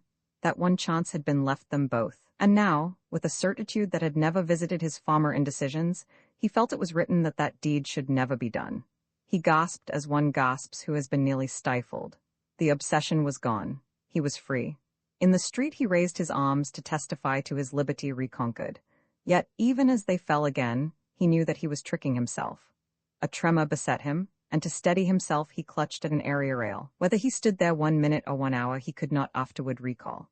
He remembered only that while he loitered Weldon had rounded the corner, and that as he saw him approach, jauntily, in evening dress, a light coat on his arm, his strength returned. "Royal," he exclaimed, for the man was passing him without recognition. "Royal," he repeated, and Weldon stopped. "I have come to have a word with you."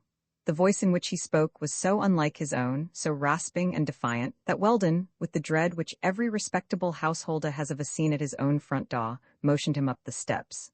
"Come in," he said, mellifluously. "I am glad to see you." "I will," Tristram answered in a tone as arrogant as before. "I am sorry," Weldon continued. "Nanny, I did not come to see your wife, you know it." Weldon had unlatched the door, and the two men passed into the sitting-room. There Weldon, with his hat unremoved, dropped in a chair, and eyed his visitor with affected curiosity. "I say, Trissy, you're drunk." "I am come," Tristram continued, and this time as he spoke his voice seemed to recover something of its former gentleness. "I am come to ask whether in the purlieus of your heart there is nothing to tell you how base you are." Weldon stretched himself languidly, took off his hat, stood up, and lit a cigarette. "Have an Egyptian?" he asked. "Do you remember?" Tristram went on, "the last time I saw you." Weldon tossed the match into an ash receiver and, with the cigarette between his teeth, sprawled himself out on a sofa. "Well, what of it? When I saw you, you had just contracted a debt. And now you can liquidate that debt either by throwing yourself in the river or, charming, charming, you have made a bon mot, I will get that off. Liquidate a debt with water is really good. There's the advantage of foreign travel for you. Do you know what became of your victim? Do you know? She went abroad and hid herself. Shall I give you details?" For the first time Weldon scowled. "Would you like the details?" Tristram repeated. Weldon mastered his scowl. "No," he answered negligently. "I am not a midwife. Obstetrics do not interest me. On the contra," that word he never finished. Something exploded in his brain, he saw one fleeting flash, and he was dead. Even as he spoke, Tristram had whipped an instrument from his pocket, and before Weldon was aware of his purpose, a knife, thin as a darning needle and long as a pencil.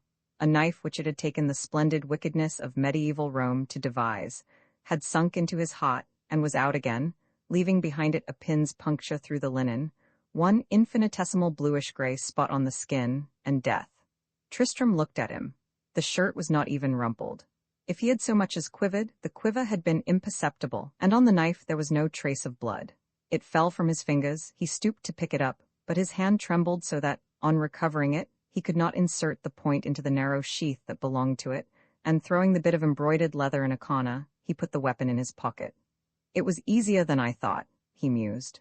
"I suppose I seem to be nervous, it's odd. I feared that afterward I should collapse like an omelette soufflé. And to think that it is done." He turned suspiciously and looked at the body again. No, he could see it was really done. "And so this is afterward," he continued. "And to think that it was here I first saw her. She came in that door there. I remember I thought of a garden of lilies. From the dining room beyond he caught the glimmer of a lamp. He crossed the intervening space, and on the sideboard he found some decanters. He selected one, and pouring a little of its contents into a tumbler he drank it off. Then he poured another portion, and when he had drunk that too, he went out, not through the sitting room, but through the hall, and picking up the hat which on entering he had thrown on the table, he left the house. Roman 16, several thousand years ago, a thinker defined virtue as the agreement of the will and the conscience. If the will were coercible, the definition would be matchless. Unfortunately, it is not. Will declines to be reasoned with, it insists, and in its insistence conscience, horrified or charmed, stands a witness to its acts. For a fortnight Tristram had been married to an impulse against which his finer nature rebelled. It was not that the killing of such a one as Weldon was unjustifiable. On the contrary, it was rather praiseworthy than otherwise. His crime was one for which the noose is too good. But to Weldon, in earlier days, he had felt as to a brother. And though affection may die, does it not leave behind it a memory which should thereafter serve as a protecting shield? It had been the bonds of former attachment, bonds long loosened, it is true, but of which the old impress still lingered, that seemed to Tristram to tie his hands. Then, too, was the horror of such a thing. There is nothing, a Scandinavian poet has said, more beautiful than a beautiful revenge. Yet when a man is so tender of heart that if it be raining he will hesitate to shoo a persistent fly out of the window, it is difficult for that man, however great the aggravation, to take another's life. Besides, the impulse which had acted in Tristram was not one of revenge. He had not the slightest wish to take the law into his own hands. The glaive of atonement was not one which he felt himself called upon to wield. That which possessed him was the idea that until the world was rid of Weldon, there was a girl somewhere who could not look her own mother in the face. And that girl was the girl whom he loved, a girl who apparently had no other protector than himself. In the rehearsals, it was this that had strung his nerves to acting pitch. When it was done, he proposed to go to her with a reverence even greater than before, with a sympathy unspoken yet sensuable, and leave her with the knowledge that the injury had been obliterated and the shame effaced. For himself, whatever he may have hoped, he determined to ask for nothing. It was for her he defied the law. He was her agent, one whom she might recompense, not with her lithe, white arms, but one to whom she would at least be grateful. And how beautiful her gratitude might be, though she gave him nothing else. Would not the thanks of her eyes be reward enough? And then, as he worked himself up with the thought of these things to acting pitch, then would come the horror of it all, the necessity of taking the life of one who had been his nearest friend, the dread of the remorse which attaches to death, the soiling of his own hands. It was in this fashion that he had wavered between indecision and determination, until, at last, stung by the cynicism of Weldon's speech, there had come to him a force such as he had never possessed before, and suddenly the deed had been done. The possible arraignment that might follow the inquest he had never considered. It is said that the art of killing has been lost. The tribunals, assizes, and general sessions have doubtless led somewhat to its discouragement, and yet it must be admitted that the office of police justice in one way resembles that of lover in the tropics. It is not exactly a sinecure. Perhaps, nowadays, it is only the blunderers that are detected. Yet, however numerous they may or may not be, Tristrem, without giving a single thought as to how such a thing should be done and remain undetected, had had such chances in his favor that Varick himself might have tried in vain to fasten the death of Weldon on him. No one had seen him enter the house. No one had seen him leave it. Even the instrument which he had used, and which he had bought haphazard, as one buys a knick-knack, had served his end as cleanly as a paralysis of the heart. It had not spilled a drop of blood. As Tristrem walked on, he did not think of these things. The possibility of detection had not troubled him, and now the probability that Weldon's death would be attributed to natural causes brought him no satisfaction.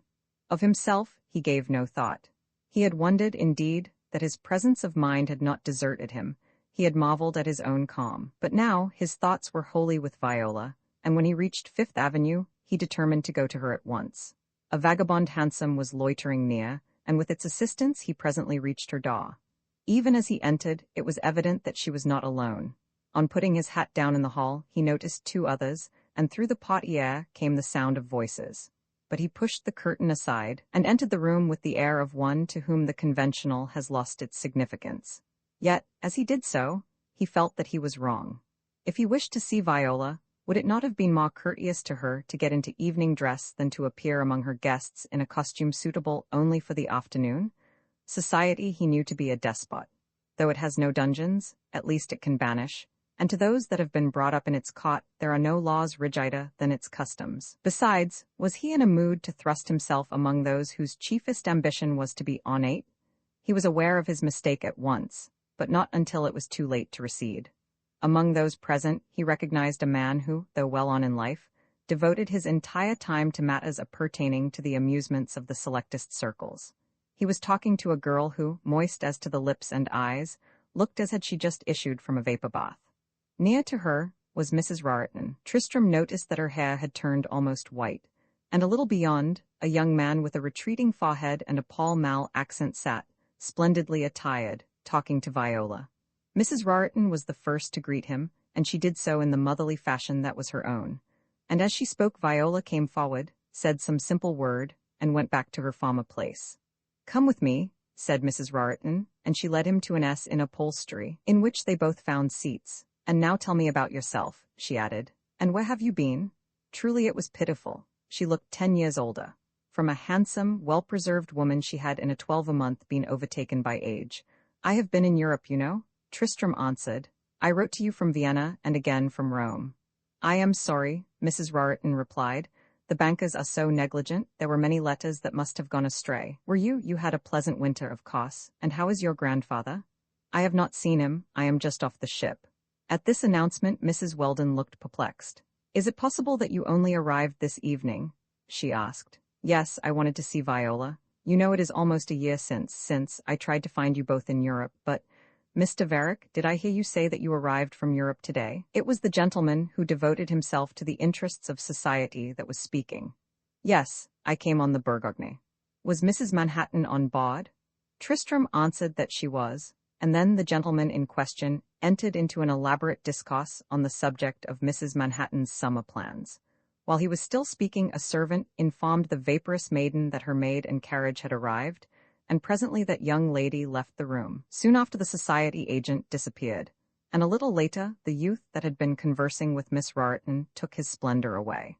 As yet Tristrem had had no opportunity of exchanging a word with Viola. To his hostess he had talked with feverish animation on the subject of nothing at all, but as the adolescent who had been engaging Viola's attention came to Mrs. Raritan to bid that lady good night, Tristrem left the upholstered S and crossed the room to where the girl was seated. "Viola," he began, but she stayed his speech with a gesture. The young man was leaving the room, and it was evident from Mrs. Rariton's attitude that it was her intention to leave it also. "I am tired," that lady said, as the front door closed. "You won't mind?" And Tristram, who had arisen when he saw her standing, went forward and bowed over her hand, and then preceded her to the portiere, which he drew aside that she might pass. "Good night, Mrs. Rariton," he said. "Good night and pleasant dreams." Then he turned to the girl. She, too, looked older, or perhaps it would be more exact to say she looked more mature. Something of the early fragrance had left her face, but she was as beautiful as before. Her gold eyes were brilliant as high noon, and her cheeks bore an unwonted color. She was dressed in white, her girdle was red with roses, and her arms and neck were bare. As Mrs. Rariton passed from the room, Tristram let the portiere fall again, and stood a moment feasting his famished eyes in hers. At last he spoke. "He is dead, Viola." The words came from him very gravely, and when he had uttered them he looked down at the rug. "Dead? Who is dead? What do you mean?" "He is dead," he repeated, but still he kept his eyes lowered. What are you talking about?" She had left her seat and fronted him. "Royal Weldon," he made answer, and as he did so he looked up at her. Her hands fluttered like falling leaves. An increased color mounted to her cheeks and disappearing, left them white. Her lips trembled. "I do not understand," she gasped. And then, as her dilated eyes stared into his own, he saw that she understood at last. Her fluttering hands had gone to her throat as though to tear away some invisible clutch. Her lips had grown gray. She was livid. "It is better so, is it not?" he asked, and searched her face for some trace of the symptoms of joy. As he gazed at her, she retreated. Her hands had left her throat, her forehead was pinioned in their grasp, and in her eyes the expression of terrified wonder was seamed and obscured by another that resembled hate. "And it was you?" she stammered. "It was you?" "Yes," he answered, with an air of wonder that equaled her own. "Yes, you tell me that Royal Weldon is dead, and that you... It was this way," he began, impelled in his own surprise to some form of explanation. "It was this way, you see. Well, I went to Riva. That man that brought back your hat, good God, Viola, are you not glad?" She had fallen into a chair, and he was at her feet. "Are you not glad?" he insisted. "Now it will be?" But whatever he intended to say, the speech remained uncompleted. The girl had drawn from him as from an adder unfanged. "Assassin," she hissed. "Assassin," she hissed again. "What curse?" "Viola, it was for your sake." She clinched her hand as though she sought the strength wherewith to strike, and then the fingers loosened again. She moved still farther away. The hatred left her eyes as the wonder had done before. With the majesty which Mary Stuart must have shown when she bade farewell to England, to the sceptre, and to life, Viola Rariton turned to him again. "I loved him," she muttered, yet so faintly that she had left the room before Tristram, who still crouched by the chair which she had vacated, fully caught the import of her words. "Viola?" he called, but she had gone. "Viola, no, it is impossible. It is impossible," he repeated as he rose up again. "It is impossible." He staggered to the door and let himself out, and then, as the night air affects one who has loitered over the wine, he reeled. In a vision such as is said to visit the ultimate consciousness of they that drown, a riot of long-forgotten incidents surged to his mind. He battled with them in vain. They were trivial indeed, but in their onslaught he saw that the impossible was truth. With the aimlessness of a somnambulist, and reasoning with himself the while, he walked down through Madison Avenue until he reached the square. There, turning into Lexington, he entered Gramercy Park. Presently he found himself standing at Weldon's door. "But what am I doing here?" he mused. For a little time he leaned against the rail, endeavoring to collect his thoughts. Then, as an individual, coated in blue and glistening as to his buttons, sauntered by, he seemed to understand. He left the railing at which he had stood, and circling the park, set out in the direction of the river. As he reached 2nd Avenue, a train of the elevated railway flamed about an adjacent corner, and swept like a dragon in midair, on, beyond, and out of sight. To the right was a great factory, and as Tristram continued his way through the unfamiliar street, he wondered what the people in the train, what the factory hands and the dwellers in the neighborhood would say if they could surmise his errand. The river was yet some distance away. It was such a pity, he told himself, such a pity, that he had not accepted the invitation of the sea. That would have been so much better, so much surer, and so much more discreet. And then he fell to wondering about his grandfather, and his heart was filled with anguish. He would have done anything to save that old man from pain. But it was too late now. A gas jet that lighted a wide and open door attracted his attention. He looked in. The building seemed empty as a lecture hall. After all, he decided, perhaps that would be best. Half an hour later, Tristram Varick was the occupant of a room that was not as large as one of the closets in his grandfather's house. The furniture consisted of a wooden bench. The sole fixture was an apparatus for drawing water. The floor was tiled and the upper part of the walls was white, the lower, red. The room itself was very clean. There was no window, and the door, which was of grated iron, had been locked from without. From an adjoining cell, a drunken harlot rent the night with the strain of a maudlin ditty. Romans 17, it was some little time before the powers that are could be convinced that Tristram Varick was guilty of the self-accused murder. It was not that murders are rare, but a murder such as that was tolerably uncommon. The sergeant who presided over the police station in which Tristram had delivered himself up was a mild-mannered man, gentle of voice and skeptical as a ragpicker. He received Tristram's statement without turning a hair. "What did you do it for?" he asked, and when Tristram declined to enter into any explanation, he smiled with affable incredulity. "I can, if you insist," he said, "accommodate you with a night's lodging." And he was as good as his word, but the cell which Tristram subsequently occupied was not opened for him until the sergeant was convinced that death had really visited the precinct. Concerning the form in which that death had come, there was at first no doubt. Weldon had been found stretched lifeless on a sofa. The physician who was then summoned made a cursory examination and declared that death was due to disease of the heart. Had Tristram held his tongue, that verdict, in all probability, would never have been questioned. Indeed, it was not until the minuter autopsy which Tristram's statement instigated that the real cause was discovered. It was then that it began to be admitted that violence had been used, but as to whether that violence was accidental or intentional, and if intentional, whether or not it was premeditated, was a matter which, according to our archaic law, 12 men in a pen could alone decide. The case was further complicated by a question of sanity. Granting that some form of manslaughter had been committed, was it the act of one in full possession of his faculties, or was it the act of one bereft of his senses? Generally speaking, public opinion inclined to the latter solution. Indeed, there seemed to be but one other in any way tenable, and that was, that the blow was self-inflicted. This theory had many partisans. The records, if not choked, are well filled with the trials of individuals who have confessed to crimes of which they were utterly guiltless.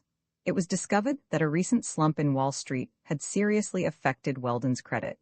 It was known that his manner of living had compelled his wife to return to her father's house, and it was shown that she had begun an action for divorce. It seemed, therefore, possible that he had taken his own life in Tristram's presence, and that Tristram, in the horror of the spectacle, had become mentally unhinged. In addition to this, there was against Tristram, aside, of course, from the confession, barely a scintilla of evidence. The very instrument which was found on his person, and with which he declared the murder had been committed, was said not to belong to him. A servant of Weldon's thought she had once seen it in the possession of her late master, and it was argued that Tristram had caught it up when it fell from the hand of the dead, and, in the consternation of the moment, had thrust it in his own pocket. Moreover, as suicides go, there was in Weldon's case a tangible excuse. He was on the edge of bankruptcy, and his matrimonial venture was evidently infelicitous. His life was an apparent failure. Many other men have taken their own lives for causes much minor. The theory of suicide was therefore not untenable, and those who preferred to believe that a murder had been really committed were at a loss for a motive. Tristram and Weldon were known to have been on terms of intimacy.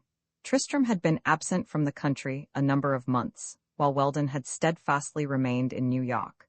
During the intervening period, it was impossible to conjecture the slightest cause of disagreement. And yet, no sooner did the two men have the opportunity of meeting than one fell dead, and the other gave himself up as his murderer. And if that murder had been really committed, then what was the motive? This was the point that particularly perplexed the district attorney. It could not have been money.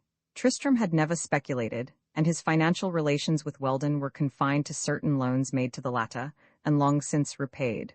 Nor, through the whole affair, could the sharpest ear detect so much as the rustle of a petticoat.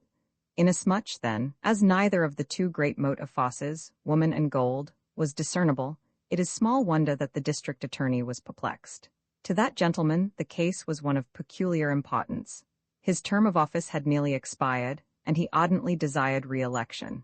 Two wealthy misdemeanants had recently slipped through his fingers, not through any fault of his own, but they had slipped nonetheless, and some rhetoric had been employed to show that there was a law for the poor and a more elastic one for the rich. Now Tristram's conviction would be the finest plume he could stick in his hat. The possessor of an historic name, a member of what is known as the best society, an habitué of exclusive clubs, a representative, in fact, of everything that is most hateful to the mob, and yet a murderer. No, such a prize as that must not be allowed to escape. The district attorney felt that, did such a thing occur, he might bid an eternal farewell to greatness and the bench. But what was the motive of the crime? Long before that question, which eventually assumed the proportions of a pyramid, was seriously examined, it had been demonstrated that the wound from which Weldon had died was not one that could have been self-inflicted. The theory of suicide was thereupon and at once abandoned, and those who had been most vehement in its favor now asserted that Tristram was insane. What better evidence of insanity could there be than the giving away of 7 millions? But apart from that, there were a number of people willing to testify that on shipboard Tristram's demeanor was that of a lunatic. Moreover, did he not insist that he was perfectly sane? And where was the lunatic that ever admitted himself to be demented? Of course he was insane. A committee, however, composed of a lawyer, a layman, and a physician, visited Tristram and announced exactly the contrary. According to their report, he was as sane as the law allows, and although that honorable committee did not seem to suspect it, it may be that he was even a trifle saner. One of the committee, the layman, started out on his visit with no inconsiderable trepidation. In after conversation, he said that it had never been his privilege to exchange speech with one gentler and more courteous than that self-accused murderer. Yet still the motive was elusive. In this particular, Tristram hindered everybody to the best of his ability. He was resolutely mute. The attorney who was retained for the defense, not however through any wish of Tristram's, could make nothing of his client. "It is pathetic," he said. "He keeps telling me that he is guilty, that he is sane, that he is infinitely indebted for my kindness and sympathy, but that he does not wish to be defended. Sane? He is no more sane than the King of Bavaria. Who ever heard of an inmate of the tombs that did not want to be defended? Isn't that evidence enough?" It was possible, of course, to impugn the testimony of the committee, but the attorney in this instance deemed it wiser to let it go for what it was worth, while showing that Tristram, if sane at the time of the committee's examination, was insane at the time the crime, if crime there were, was committed. It was his settled conviction that if Tristram would only explain the motive, it would be of such a nature that the chances of acquittal would be in his favor. In this, presumably, he was correct. But in default of any explanation, he determined that the only adoptable line of defense was the one already formulated, to wit, that in slaying Weldon, his client was temporarily deranged. Meanwhile, he expressed his conviction to the grief-stricken old man by whom he had been retained, and who himself had tried, unavailingly, to learn the cause. Whether he divined, or not, what it really was, is a matter of relative unimportance. In any event, he had discovered that on leaving Weldon's house Tristram, instead of giving himself up at once, which he would have done had he at the time intended to do so at all, had gone directly to Miss Roriton. And one day he, too, went to her. "You can save him," he said. He might as well have asked alms of a statue. He went again, but the result was the same, and then a third time he went to her, and on his knees, with clasped and trembling hands, in a voice broken and quavering, he besought her to save his grandson from the gallows. "Come to court," he pleaded. "If you will only come to court." "I will come," the girl at last made answer. "I will come to see him sentenced." Such is the truth about Tristram Varick. In metropolitan drawing-rooms, it was noticed that since Miss Roriton's return from Europe, the quality of her voice had deteriorated. Mrs. Manhattan said that for her part she did not approve of the French method. II, it was after an absence of nearly 5 years that Tristram Varick returned to the States. He had wearied of foreign lands, and for some time previous he had thought of New York in such wise that it had grown in his mind, and in the growing it had assumed a variety of attractive attributes. He was, therefore, much pleased at the prospect of renewing his acquaintance with Fifth Avenue, and during the homeward journey, he pictured to himself the advantages which his native city possessed over any other which he had visited. He had not, however, been many hours on shore before he found that Fifth Avenue had shrunk. In some unaccountable way, the streets had lost their charm, the city seemed provincial. He was perplexed at the discovery that the uniform, if depthless civility of older civilizations was rarely observable. He was chagrined to find that the minutiae which, abroad, he had accepted as a matter of course, the thousand trifles which amount, after all, to nothing particularly indispensable, but which serve to make mere existence pleasant, were, when not overlooked, inhibited by statute or custom. In the course of a week he was surprised into reflecting that, while no other country was more naturally and bountifully favored than his own, there was yet no other where the art of living was as vexatiously misunderstood. Of these impressions he said nothing. His father asked him no questions, nor did he manifest a desire for any larger sociological information than that which he already possessed. His grandfather was too irascible for anyone to venture with in safety through the shallows of European refinements, and of other relatives Tristrem could not boast. Few of his former friends were at once discoverable, and of those that he encountered some had fallen into the rut and routine of business life, some had married and sent in their resignations to everything but the humdrum, and some passed their days in an effort to catch a train. For the moment, therefore, there was no one to whom Tristrem could confide his earliest impressions, and in a month's time, the force of these impressions waned. The difference between New York and Paris lost much of its accent, and in its place came a growing admiration for the pluck and power of the nation, an expanding enthusiasm for the stretch and splendor of the land. During the month that followed, an incident occurred which riveted his patriotism forever. First among the friends and acquaintances whom Tristrem sought on his return was Royal Weldon. Outwardly, the handsome, turbulent boy had developed into an admirable specimen of manhood. He had become one on whom the feminine eye likes to linger, and in whose companionship men feel themselves refreshed. His face was beardless and unmustached, and into it had come that strength which the old prince give to call mortal. In the ample jaw and straight lips was a message which a physiognomist would interpret as a promise of successful enterprise, whether of good or evil. It was a face which a crusader might have possessed, or a pirate of the Spanish Main. In a word, he looked like a man who might be a hero to his valet. Yet, despite this adventurous type of countenance, Weldon's mode of life was seemingly conventional. Shortly after the removal from Harvard, his father was mangled in a railway accident and left the planet, and little behind him save debts and dislike. Promptly thereupon Royal Weldon set out to conquer the stock exchange. For 3 years he grit his teeth and earned $15 a week. At the end of that period he had succeeded in 2 things. He had captured the confidence of a prominent financier and the affection of the financier's daughter. In another 12 a month, he was partner of the one, husband of the other, and the taxpayer of a house in Gramercy Park. Of these vicissitudes Tristrem had been necessarily informed. During the penury of his friend, he had aided him to a not inconsiderable extent. Though afar, he had followed his career with affectionate interest, and the day before Weldon's wedding, he had caused Tiffany to send the bride a service of silver, which was mentioned by the reporters as elegant and chaste. On returning to New York, Tristrem naturally found the door of the house in Gramercy Park wide open, and it came about that it was in that house that his wavering patriotism was riveted. This event, after the fashion of extraordinary occurrences, happened in a commonplace manner. One Sunday evening he was bidden there to dine. He had broken bread in the house many times before, but the bread-breaking had been informal. On this particular occasion, however, other guests had been invited, and Tristrem was given to understand that he would meet some agreeable people. When he entered the drawing-room, he discovered that of the guests of the evening he was the first to arrive. Even Weldon was not visible, but Mrs. Weldon was, and, as Tristrem entered, she rose from a straight-backed chair in which she had been seated, and greeted him with a smile which she had copied from a chromo. Mrs. Weldon was exceedingly pretty. She was probably 22 or 23 years of age, and her intellect was that of a girl of 12. Her manner was arch and noticeably affected. She had an enervating way of asking unnecessary questions, and of laughing as though it hurt her. On the subject of dress she was very voluble. In brief, she was prettiness and insipidity personified, the sort of woman that ought to be gagged and kept in bed with a doll. She gave Tristrem a little hand gloved with suede, and asked him had he been at church that morning. Tristrem found a seat and replied that he had not. "But don't you like to go?" she inquired, emphasizing each word of the question and ending up with her irritating laugh. "He does," came a voice from the door, and Weldon entered. "He does, but he can resist the temptation."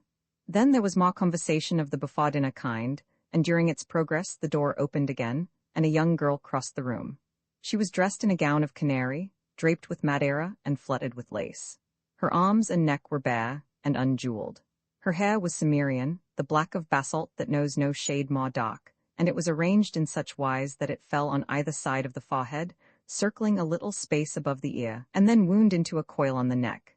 This arrangement was not modish, but it was becoming, the only arrangement, in fact, that would have befitted her features, which resembled those of the Cleopatra unearthed by Lieutenant Gorringe. Her eyes were not oval, but round, and they were amber as those of leopards, the yellow of living gold. The corners of her mouth drooped a little, and the mouth itself was rather large than small. When she laughed, one could see her tongue. It was like an inner cut of watermelon, and sometimes, when she was silent, the point of it caressed her underlip. Her skin was of that quality which artificial light makes radiant, and yet of which the real delicacy is only apparent by day. She just lacked being tall, and in her face and about her bare arms and neck was the perfume of health. She moved indolently, with a grace of her own. She was not yet 20, a festival of beauty in the festival of life. At the rustle of her dress Tristrem had arisen. As the girl crossed the room, he bethought him of a garden of lilies, though why, for the life of him, he could not have explained. He heard his name mentioned and saw the girl incline her head, but he made little, if any, acknowledgment. He stood quite still, looking at her and through her, and over her and beyond. For some moments he neither moved nor spoke. He was unconscious even that other guests had come. He gave his hand absently to a popular novelist, Mr. A. B.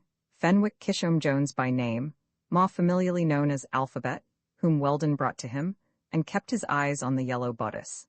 A fair young woman in pink had taken a position near to where he stood, and was complaining to someone that she had been obliged to give up cigarettes. And when the someone asked whether the abandonment of that pleasure was due to parental interference, the young woman laughed shortly, and explained that she was in training for a tennis tournament. Meanwhile, the little group in which Tristrem stood was reinforced by a newcomer, who attempted to condole with the novelist on the subject of an excoriating attack that one of the critics had recently made on his books, and suggested that he ought to do something about it. But of condolence or advice Mr. Jones would have none. "Bah!" he exclaimed. "If the beggar doesn't like what I write, let him try and do better. I don't care what any of them say. My books sell, and that's the hopsash. Besides, what's the use in arguing with a newspaper? It's like talking metaphysics to a bull. The first you know, you get a horn in your navel." And while the novelist was expressing his disdain of all adverse criticism, and quoting Emerson to the effect that the average reviewer had the eyes of a bug and the heart of a cat, Tristrem discovered Mrs. Weldon's arm in his own, and presently found himself seated next to her at table. At the extreme end, to the right of the host, was the girl with the amber eyes. The novelist was at her side. Evidently, he had said something amusing, for they were both laughing, he with the complacency of one who has said a good thing, and she with the appreciation of one accustomed to wit. But Tristrem was not permitted to watch her undisturbed. Mrs. Weldon had a right to his attention, and she exercised that right with the pertinacity of a fly that has to be killed to be got rid of. "What do you think of Miss Finch?" she asked with her stealthy giggle. "Her name isn't Finch," Tristrem answered indignantly. "Yes, it is too, Flossie Finch, her name is, as if I oughtn't to know. Why, we were at Mrs. Garrett and Emil. Der Elentresol's school together for years and years. What makes you say her name isn't Finch? I had you here on purpose to meet her. Did you ever see such hair? There's only one girl in New York. It is black." Tristrem assented. "Black? Why, you must be crazy. It's orange, and that dress of hers." Tristrem looked down the table and saw a young lady whom he had not noticed before. Her hair, as Mrs. Weldon had said, was indeed the color of orange, though of an orange not overripe. "I thought you meant that girl next to Royal," he said. Oh, that's Miss Raritan." Mrs. Weldon's voice had changed. Evidently Miss Raritan did not arouse in her the same enthusiasm as did Miss Finch. For a moment, her lips lost their chromo smile, but presently it returned again, and she piped away anew on the subject of the charms of Flossie Finch, and after an interlude, of which Tristrem heard not one word, she turned and cross-questioned the man on her left. The conversation had become very animated. From Royal's end of the table came intermittent shrieks of laughter. The novelist was evidently in his finest form. "Do you mean to tell me," Miss Finch asked him across the table, "do you mean to say that you don't believe in platonic affection?" "I never uttered such a heresy in my life," the novelist replied. "Of course I believe in it thoroughly, between husband and wife. At this everyone laughed again, except Tristram, who had not heard, and Mrs. Weldon, who had not understood. The latter, however, felt that Miss Finch was distinguishing herself, and she turned to Tristram anew. "I want you to make yourself very agreeable to her," she said. "She is just the girl for you, don't you think so?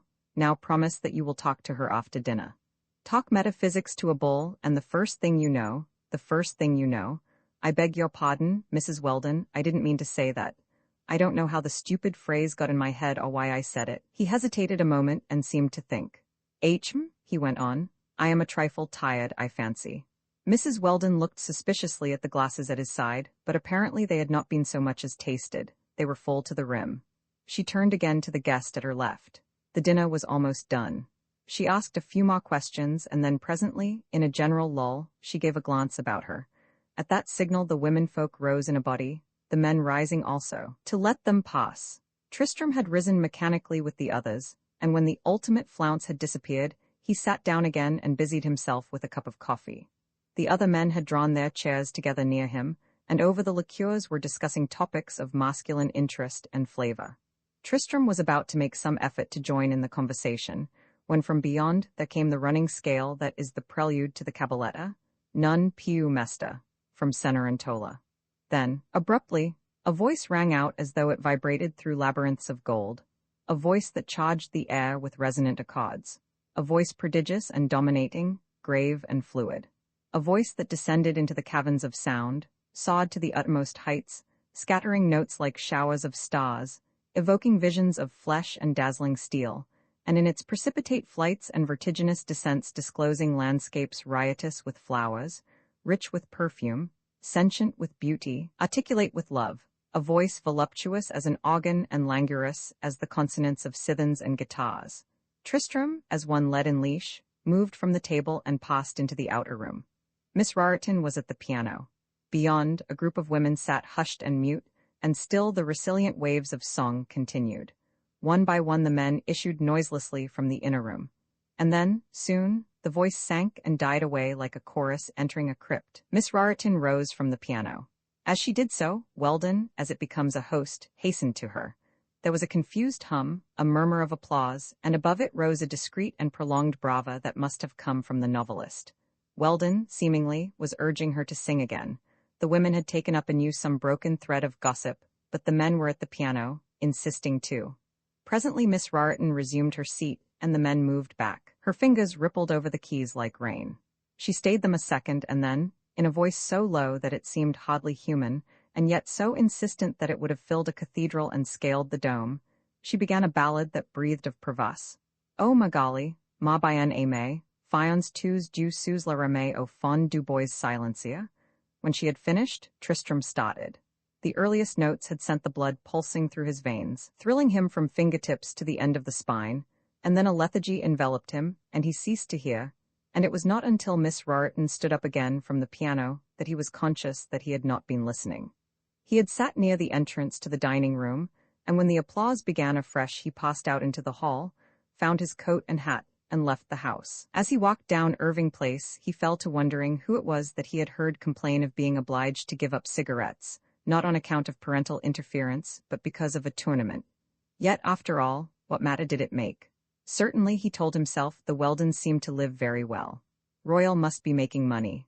Mrs. Weldon, Nanny, as Royal called her, was a nice little thing, somewhat, well, not quite up to Royal. She looked like that girl in Munich, the girl that lived over the way, only Mrs. Weldon was prettier and dressed better, much better. Du hast die schönsten Augen. Munich wasn't a bad place, but what a whole Innsbruck was. There was that Victoria Cross fellow. Whatever became of him? He drank like a fish, it must have caught him by this time. He would give me the address of his shoemaker. I ought to have taken more from that man in Paris. Odd that the Cenerentola was the last thing I should have heard there. The buffo was good, so was the contralto. She sings much better. What a voice? What a voice? Now, which was the more perfect, the voice or the girl? Let me see, which is the better fulfilled, the odor of the lily or the lily itself? Tulips I never cared for, that is it then. I wonder though, Tristram had reached the house in Waverley Place. He let himself in with a latchkey and went to his room. There he sat a while, companioned only by his thoughts. Before he fell asleep, his patriotism was riveted. A land that could produce such a specimen of girlhood outvalued Europe, Asia, and Africa combined, 1,000 times, and topped and exceeded creation. Roman 3. Among the effects and symptoms of love, there is an involuntary action of the mind which, since the days of Stendhal, has been known as crystallization. When a man becomes interested in a woman, when he pictures her not as she really is, but as she seems to him, as she ought to be, in fact, he experiences, first, admiration, second, desire, third, hope, and behold, love or its counterfeit is born. This crystallization affects the individual according to his nature. If that nature be inexperienced, unwon, in a word, if it be virginal, its earliest effects are those of a malady. On the other hand, if the nature on which it operates has received the baptism of fire, its effect is that of a tonic. To the one it is a fever, to the other a bugle call. In the first instance, admiration is pursued by self-depreciation, desire is pinioned before conventional obstacles, and hope falters beneath a weight of doubt.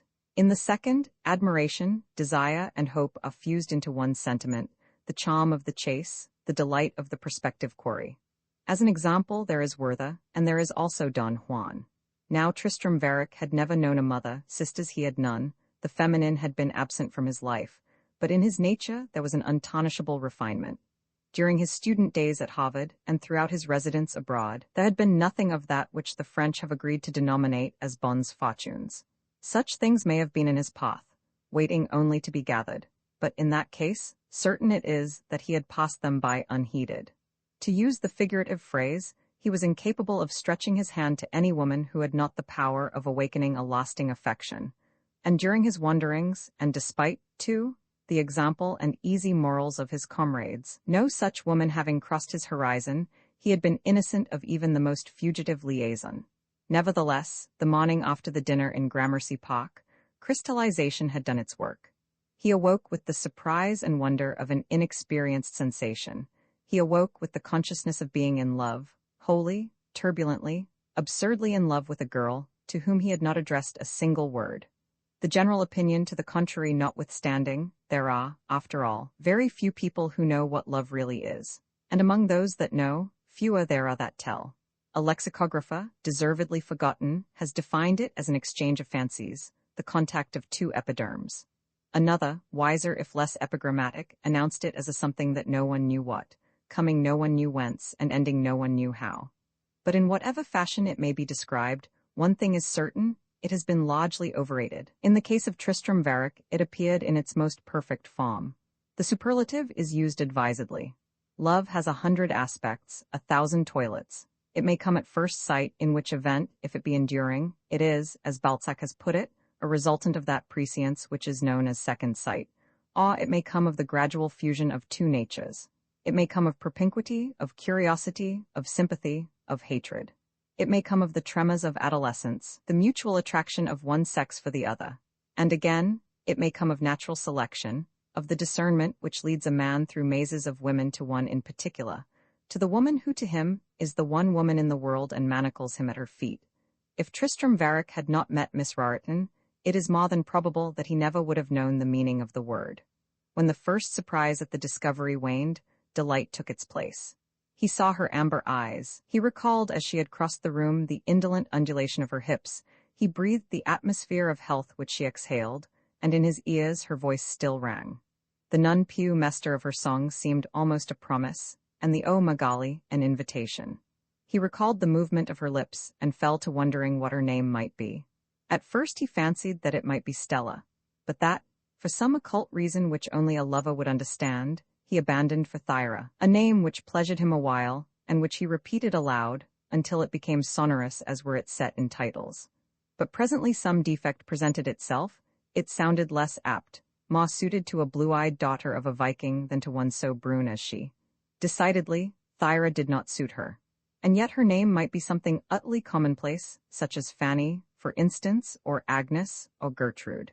But that was a possibility which he declined to entertain. When a girl is baptized, the mother, in choosing the name, should, he told himself, think of the lover who will one day pronounce it.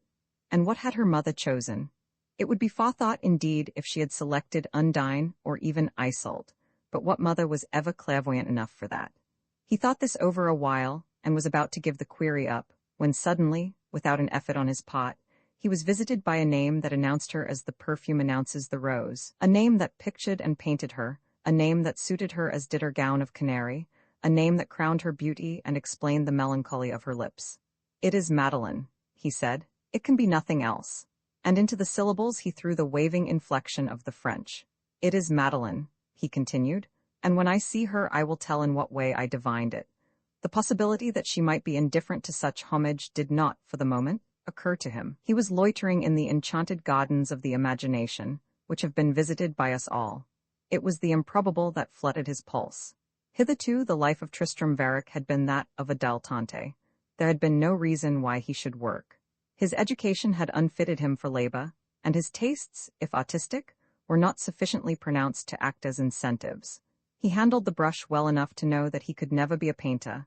He had a natural understanding of music. Its value was clear to him, yet its composition was barred. The one talent that he possessed, a talent that grows rarer with the days, was that of appreciation. He could admire the masterpieces of others, but creation was not his. A few centuries ago he would have made an admirable knight-errant. In a material age like our own, his raison d'etre was not obvious. In a word, he was just such an one as his father had intended he should be, one whose normal condition was that of chronic pluperfect subjunctive, and who, if thrown on his own resources, would be helpless indeed. In some dim way he had been conscious of this before, and hitherto he had accepted it, as he had accepted his father's attitude, as one accepts the inevitable, and put it aside again as something against which, like death, or like life, it is useless to rebel. After all, there was nothing particularly dreadful about it. An inability to be somebody was not a matter of which the district attorney is obliged to take cognizance. At least he need do no harm, and he would have wealth enough to do much good. It was in thoughts like these that hitherto he had found consolation. But on this particular morning, he looked for them anew, and the search was fruitless. Not one of the old consolations disclosed the slightest worth. He stood before himself naked in his nothingness. The true knowledge of his incompetence had never come home to him before, but now it closed round him in serried arguments, and in the closing shut out all hope of her. Who was he, indeed, to pretend to such a girl? To win her, he told himself, one must needs be a conqueror, one who has coped with dangers and could flaunt new triumphs as his lady's due. Some soldier bearing a marshal's baton back from war, some hero that had liberated an empire or stolen a republic for himself, some prince of literature or satrap of song, someone, in fact, who, booted and spurred, had entered the temple of fame and claimed the dome as his. But he, what had he to offer? His name, however historical and respected, was an accident of birth. Of the wealth which he would one day possess he had not earned a groat. And were it lost, the quadrature of the circle would not be more difficult than its restoration. And yet, though any man she could meet might be better and wiser and stronger than he, not one would care for her more. At least there was something in that, a tangible value, if ever there were one. There was every reason why she should turn her back, and that one reason, and that one only, why she should not. But that one reason, he told himself, was a farce in itself. The resuscitation of hope was so sudden that the blood mounted to his temples and pulsated through his veins. He left the bed in which his meditations had been passed. "They say everything comes to him who waits," he muttered, and then proceeded to dress. He took a tub and got himself, absent-mindedly, into a morning suit. "I don't believe it," he exclaimed at last. "The world belongs to the impatient, and I am impatient of her." Tristrem was in no sense a diplomatist. In his ways there was a candor that was as unusual as it is delightful, yet such is the power of love that, in its first assault, the victim is transformed. The miser turns prodigal, the coward brave, the genius becomes a simpleton, and in the simpleton there awakes a Machiavelli. Tristrem passed a forenoon in trying to unravel as cruel a problem as has ever been given a lover to solve: how, in a city like New York, to meet a girl of whom he knew absolutely nothing, and who was probably unaware of his own existence. He might have waited. It is true, chance holds many an odd trick. But he had decided to be impatient, and in his impatience he went to Gramercy Park and drank tea there, not once but 4 afternoons in succession, an excess of civility which surprised Mrs. Weldon not a little. That he should make an early visit of digestion was quite in the order of things, but when that visit was repeated again and again, Mrs. Weldon, with a commingling of complacency and alarm, told herself that, in her quality of married woman, such persistence should be discouraged. But the opportunity for such discouragement did not present itself, or rather, when it did the need of discouragement had passed. Tristram drank tea with her several times, and then disappeared abruptly. He must have known it was hopeless, she reflected, when a week went by unmarked by further enterprise on his part, and then, the intended discouragement notwithstanding, she felt vaguely vexed. In the tea-drinking, Tristram's object, if not apparent to Mrs. Weldon, was perfectly clear to himself. He desired to learn something of Miss Raritan, and he knew, if the tea-drinking was continued with sufficient endurance, not only would he acquire, from a talkative lady like his hostess, information of the amplest kind, which after all was secondary, but that in the course of a week the girl herself must put in an appearance. A dinner call, if not obligatory to him, was obligatory to her, and on that obligation he counted. To those who agree to be bound by what the Western press calls etiquette, there is nothing more inexorable than a social debt. A woman may contest her mantua-maker's bill with impunity, her antenuptial promises may go to protest, and she remain unestopped. But let her leave a dinner call overdue and unpaid, then is she shameless indeed. In this code, Tristram was necessarily learned. On returning to Fifth Avenue, he had marveled somewhat at noting that laws which applied to one sex did not always extend to the other, that civility was not exacted of men, that politeness was relegated to the tape counter and out of place in a drawing-room. In a word, that it was not good form to be courteous, and not ill-bred to be rude. While the tea-drinking was in progress, he managed without much difficulty to get Mrs. Weldon on the desired topic. There were spacious digressions in her information and abrupt excursions into irrelevant matter, and there were also interruptions by other visitors, and the consequent and tedious exchange of platitude and small talk. But after the fourth visit, Tristram found himself in possession of a store of knowledge, the sum and substance of which amounted to this. Miss Raritan lived with her mother in the shady part of the 30s, near Madison Avenue. Her father was dead. It had been rumored, but with what truth Mrs. Weldon was not prepared to affirm, that the girl had some intention of appearing on the lyric stage, which, if she carried out, would of course be the end of her socially. She had been very much run after on account of her voice, and at the Wainwarings, the president had said that he had never heard anything like it, and asked her to come to Washington and be present at one of the diplomatic dinners. Personally, Mrs. Weldon knew her very slightly, but she intimated that, inasmuch as the government had once sent Raritan Peer abroad as minister, in order probably to be rid of him, his daughter was inclined to look down on those whose fathers held less exalted positions, on Mrs. Weldon herself, for example. It was with this little store of information that Tristram left her on the Thursday succeeding the dinner. It was meager indeed, and yet ample enough to afford him food for reflection. During the glaning, many people had come and gone, but of Miss Raritan he had as yet seen nothing.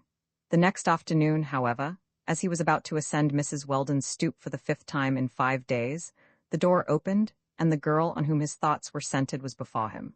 Throughout the week he had lived in the expectation of meeting her. It was the one thing that had brought zest to the day and dreams to the night. There was even a little speech which he had rehearsed, but for the moment he was dumb. He plucked absently at his cuff. To the palms of his hands there came a sudden moisture. In the vestibule above, a servant stood waiting for Miss Raritan to reach the pavement before closing the door, and abruptly, from a barrel organ at the corner, a waltz was thrown out in jolts. The girl descended the steps before Tristram was able to master his emotion. "Miss Raritan," he began, hastily, "I don't suppose you remember me. I am Mr. Varick. I heard you sing the other night. I have come here every day since in the hope of, you see, I wanted to ask if I might not have the privilege of hearing you sing again. If you consider it a privilege, certainly. On Sunday evening, though, I thought you seemed rather bored." She made this answer very graciously, with her head held like a bird's, a trifle to one side. Tristram gazed at her in a manner that would have mollified a tigress. "I was not bored. I had never heard anyone sing before. Yet your friend, Mr. Weldon, tells me that you are very fond of music. That is exactly what I mean." At this speech of his she looked at him musingly. "I wish I deserved that," she said. Tristram began again with new courage. "It is like anything else, I fancy. I doubt if anyone, ignorant of difficulties overcome, ever appreciates a masterpiece.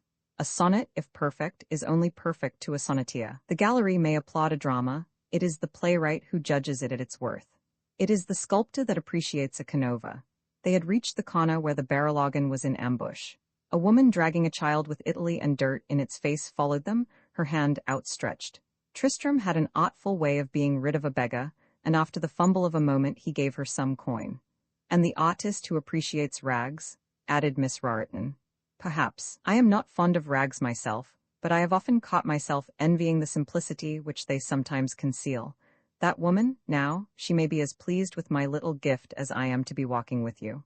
"I thought it was my voice you liked," Miss Raritan answered demurely.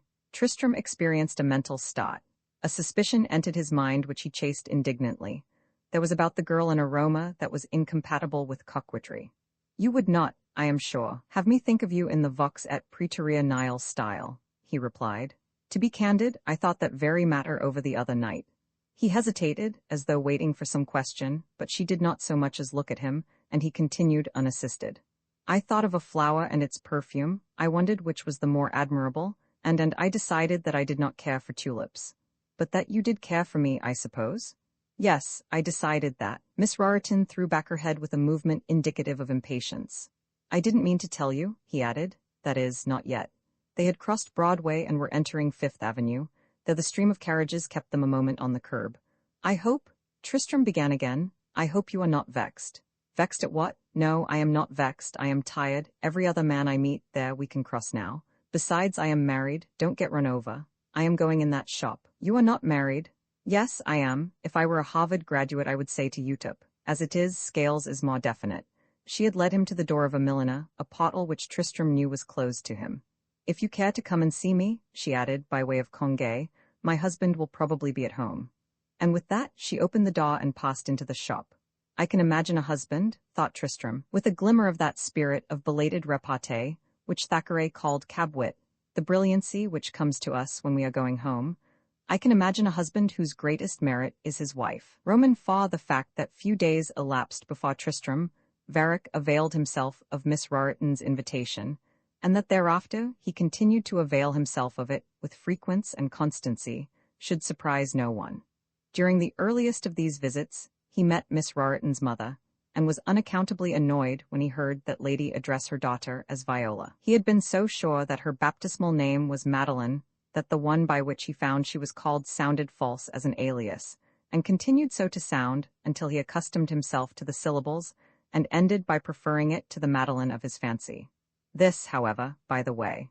Mrs. Raritan was a woman who, in her youth, must have been very beautiful, and traces of that beauty she still preserved. When she spoke her voice endeared her to you, and in her manner there was that something which made you feel that she might be calumniated, as good women often are, but yet that she could never be the subject of gossip. She did not seem resolute, but she did seem warm of heart, and Tristram felt at ease with her at once. Of her he saw at first but little. In a city like New York it is difficult for anyone to become suddenly intimate in a household, however cordial and well-intentioned that household may be. And during those hours of the winter days when Miss Raritan was at home, it was seldom that her mother was visible. But it was not long before Tristram became an occasional guest at dinner, and it was in the process of breaking bread that a semblance of intimacy was established. And at last, when winter had gone and the green afternoons opposed the dusk, Tristram now and then would drop in of an evening, and in the absence of Miss Raritan, pass an hour with her mother. Truly she was not the rose, but did she not dwell at her side? Meanwhile, Miss Raritan's attitude differed but little from the one which she had first adopted. She treated Tristram with exasperating familiarity, and kept him at arm's length. She declined to see him when the seeing would have been easy, and summoned him when the summons was least to be expected. He was useful to her as a piece of furniture, and she utilized him as such. In the matter of flowers and theatres, he was a convenience, and at routs and assemblies the attention of an heir apparent to 7 million was a homage and a tribute which Miss Raritan saw no reason to forego. In this Tristram had no one but himself to blame. He had been, and was, almost canine in his demeanour to her. She saw it, knew it, felt it, and treated him accordingly. And he, with the cowardice of love, made little effort at revolt. Now and then he protested to Mrs. Raritan, to whom he had made no secret of his admiration for her daughter, and who consoled him as best she might. But that was all. And so the winter passed, and the green afternoons turned sultry, and Tristram was not a step further advanced than on the day when he had left the girl at the milliner's. On the infrequent occasions when he had ventured to say some word of that which was nearest his heart, she had listened with tantalizing composure, and when he had paused for encouragement or rebuke, she would make a remark of such inappositeness that anyone else would have planted her there and gone. But Tristram was none other than himself. His nature commanded, and he obeyed. It so happened that one May morning a note was brought him, in which Miss Raritan said that her mother and herself were to leave in a day or two for the country, and could he not get her something to read on the way? Tristram passed an hour selecting, with infinite and affectionate care, a small bundle of foreign literature. In the package he found room for Balzac's Pierrette and the Curé de Tours, one of Mme. Craven's Stupidities, a volume of Platitude in Rhyme by François Capet, a copy of Der Amicis' Futile Wanderings in Spain, a few samples, in fact, of the Purus Virginibus school, and that evening, with the bundle under his arm, he sought Miss Raritan. The girl glanced at the titles and put the books aside. "When we get in order at Narragansett," she said, "I wish you would come up." Had she kissed him, Tristram could not have revelled more. "There are any number of hotels," she added, by way of douche. "Certainly, if you wish it, but what?" "I don't know, you see, well, it's this way. You know that I love you, and you know also that you care for me as for the snows of yesteryear. There is no reason why you should do otherwise. I don't mean to complain. If I am unable to make you care, the fault is mine. I did think no matter. What I wanted to say is this. There is no reason why you should care, and yet, see here, take 2 slips of paper, write on one I will marry you, and on the other put a bullet through your head and let me draw. I would take the chance so gladly. But that chance, of course, you will not give. Why should you, after all? Why should I give everything I own to the first beggar I meet? But why should you have any other feeling for me than that which you have? And yet, sometimes I think you don't understand. Any man you meet could be more attractive than I, and very easy he would find it to be so, but no one could care for you more. No one? Miss Raritan was sitting opposite to him, her feet crossed, her head thrown back, her eyes fixed on the ceiling. One arm lay along the back of the lounge which she occupied, the other was pendant at her side. And while he still addressed her, she arose with the indolence of a panther, crossed the room, picked up a miniature from a table, eyed it as though she had never seen it before, and did not particularly care to see it again, and then, seating herself at the piano, she attacked the Il Segreto per essa Felis, the Brindisi from Lucrezia Borgia. In the wonder of her voice, Tristram forgot the discourtesy of the action. He listened devoutly, and as he listened, each note was an electric shock. Il Segreto per essa Felis, indeed, the secret of happiness was one which she alone of all others in the world could impart. And, as the measures of the song rose and fell, they brought him a transient exhilaration like to that which comes of champagne, dowering him with factitious force wherewith to strive anew. And so it happened that, when the ultimate note had rung out, and the girl's fingers loitered on the keys, he went over to her with a face so eloquent that she needed but a glance at it to know what he was seeking to say. With a gesture coercive as a bit, she lifted one hand from the keys and stayed his lips. Then she stood up and faced him. "Tristram," she began, "when I first saw you I told you that I was married to my aunt, and in an aunt such as mine there is no divorce. It may be that I shall go on the stage. After all, why should I not? Is society so alluring that I should sacrifice for it that which is to me infinitely preferable? If I have not done so already, it is because of my mother. But should I decide to do so, there are years of study before me yet. In which case I could not marry, that is self-evident, not only because I would not marry a man who would suffer me to sing in public, don't interrupt, but also because, well, you told me that you understood the possibilities of the human voice, and you must know what the result would be. But even independent of that, you said a moment ago that I did not love you. Well, I don't love you. Tristram, listen to me. I don't love you as you would have me, I wish I did. But I like you. I like you as I can like few other men. Tristram, except my mother, I have not a friend in the world. Women never care for me, and men, well, save in the case of yourself, when their friendship has been worth the having, it belonged to someone else. Give me yours. It will be hard, very hard." Miss Raritan moved from where she had been standing and glanced at the clock. "You must go now," she said, "but promise that you will try." She held her hand to him, and Tristram raised it to his lips and kissed the wrist. "You might as well ask me to increase my stature," he answered, and presently he dropped the hand which he held and left the house. It was a perfect night. The moon hung like a yellow feather in the sky, and in the air was a balm that might have come from fields of tamaris and of thyme. The street itself was quiet, and as Tristram walked on, something of the enchantment of the hour fell upon him. On leaving Miss Raritan, he had been irritated at himself. It seemed to him that when with her he was at his worst, that he stood before her dumb for love, awkward, embarrassed, and ineffectual of speech. It seemed to him that he lacked the tact of other men, and that, could she see him as he really was when unemotionalized by her presence, if the eloquence which came to him in solitude would visit him once at her side, if he could plead to her with the fervor with which he addressed the walls, full surely her answer would be other. She would make no proffer then of friendship, or if she did, it would be of that friendship which is born of love, and is better than love itself. But as he walked on, the enchantment of the night encircled him. He declined to accept her reply. He told himself that in his eagerness he had been abrupt, that a girl who was worth the winning was slow of capture, that he had expected months to give him what only years could afford, and that time, in which all things unroll, might yet hold this gift for him. He resolved to put his impatience aside like an unbecoming coat. He would pretend to be but a friend. As a friend he would be privileged to see her, and then, some day, the force and persistence of his affection would do the rest. He smiled at his own cunning. It was puerile as a jackstraw, but it seemed shrewdness itself to him. Yes, that was the way. He had done wrong, he had unmasked his batteries too soon. And such batteries? But no matter, of his patience he was now assured. On the morrow he would go to her and begin the campaign anew. He had reached the corner and was on the point of turning down the avenue, when a hansom rattled up and wheeled so suddenly into the street through which he had come, that he stepped back a little to let it pass. As he did so, he looked in at the fare. The cab was beyond him in a second, but in the momentary glimpse which he caught of the occupant, he recognized Royal Weldon. And as he continued his way, he wondered where Royal Weldon could be going. The following evening he went to dine at the Athenaeum Club. The house in Waverley Place affected him, as might an empty beer in a tomb. The bread that he broke there choked him. His father was as congenial as a spectre. He only appeared when dinner was announced, and after he had seated himself at the table, he asked grace of God in a low, determined fashion, and that was the end of the conversation. Tristram remembered that in the infrequent vacations of his school and college days, that was the way it always had been, and being tolerably convinced that that was the way it always would be, he preferred, when not expected elsewhere, to dine at the club. On entering the Athenaeum on this particular evening, he put his hat and coat in the vestry and was about to order dinner, when he was accosted by Alphabet Jones. "I say, Varick," the novelist exclaimed. During the winter they had seen much of each other.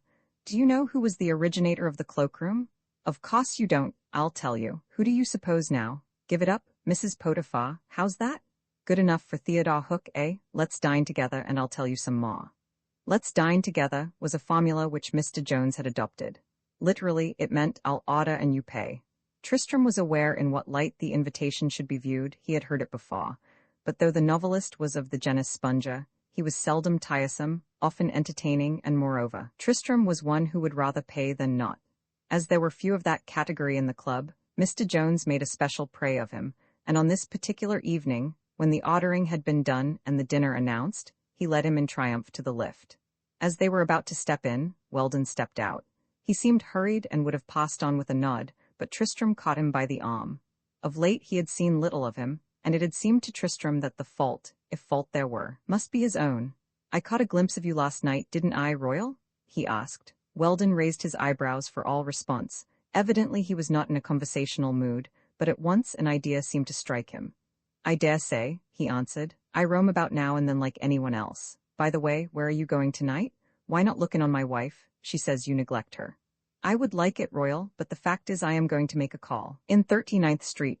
Tristram looked at him much as a yokel at a fair might look at a wizard. He was so astonished at Weldon's prescience that he merely nodded. "You can save yourself the trouble then. I happen to meet Miss Raritan this afternoon. She is dining at the Wainwarings. Look in at Gramercy Park." And with that, he turned on his heel and disappeared into the smoking room. "Didn't I hear Weldon mention Miss Raritan?" Jones asked, when he and Tristram had finished the roast.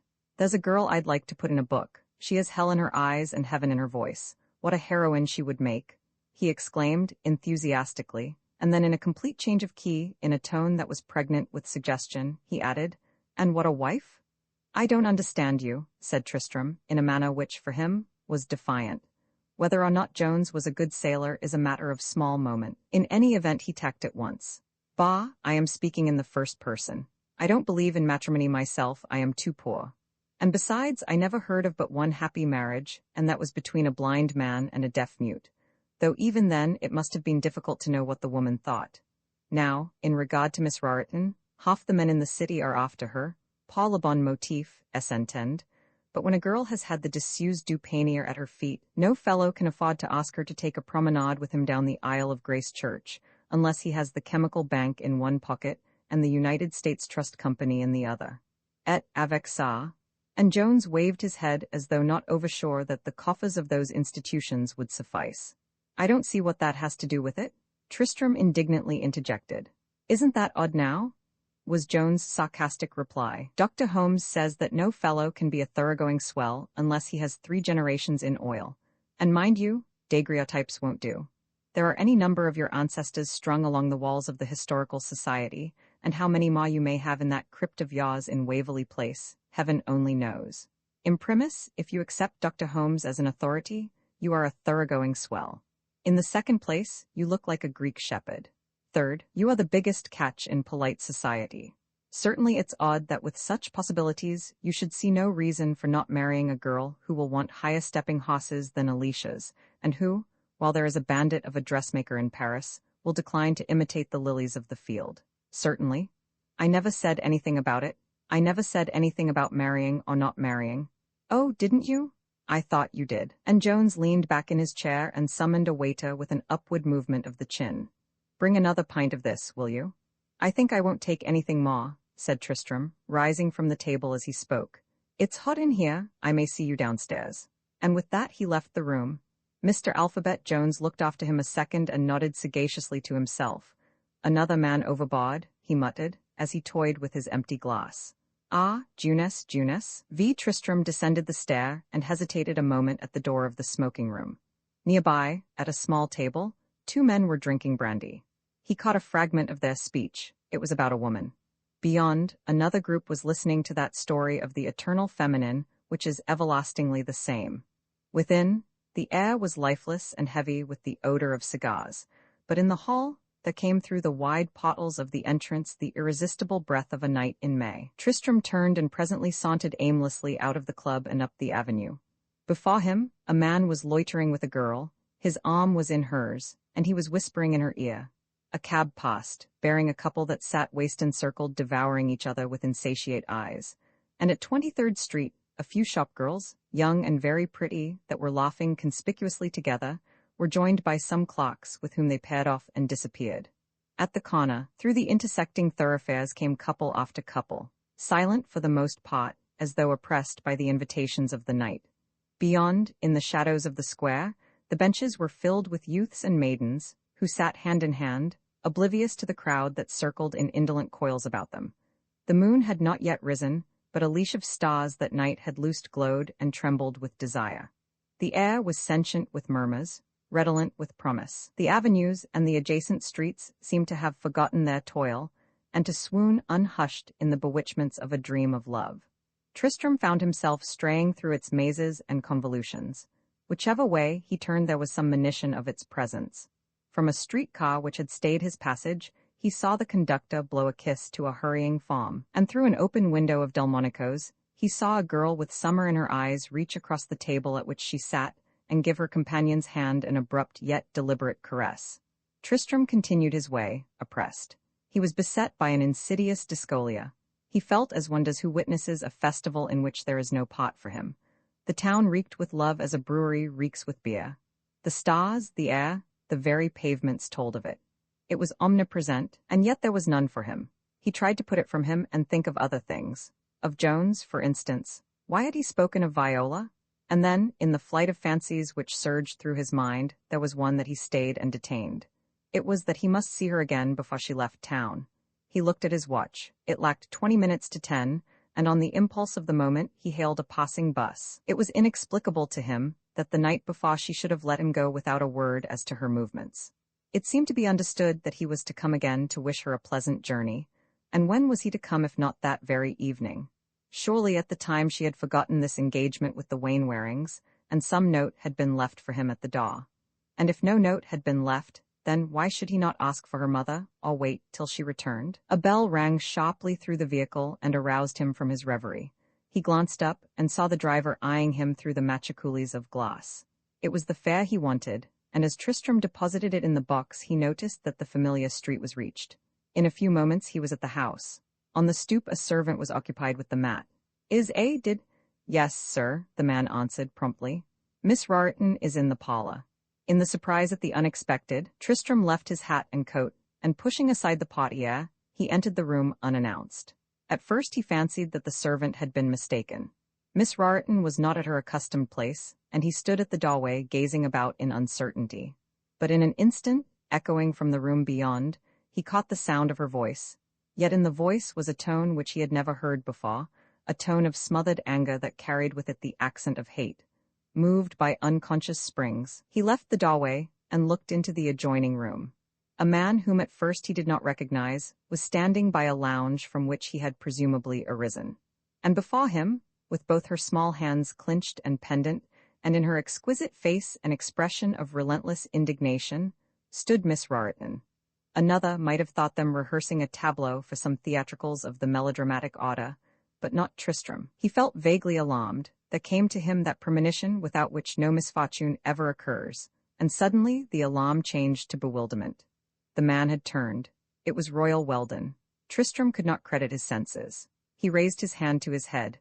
It did not seem possible that a felon could have told a more wanton lie than he had been told but little over an hour before, and yet the teller of that lie was his nearest friend.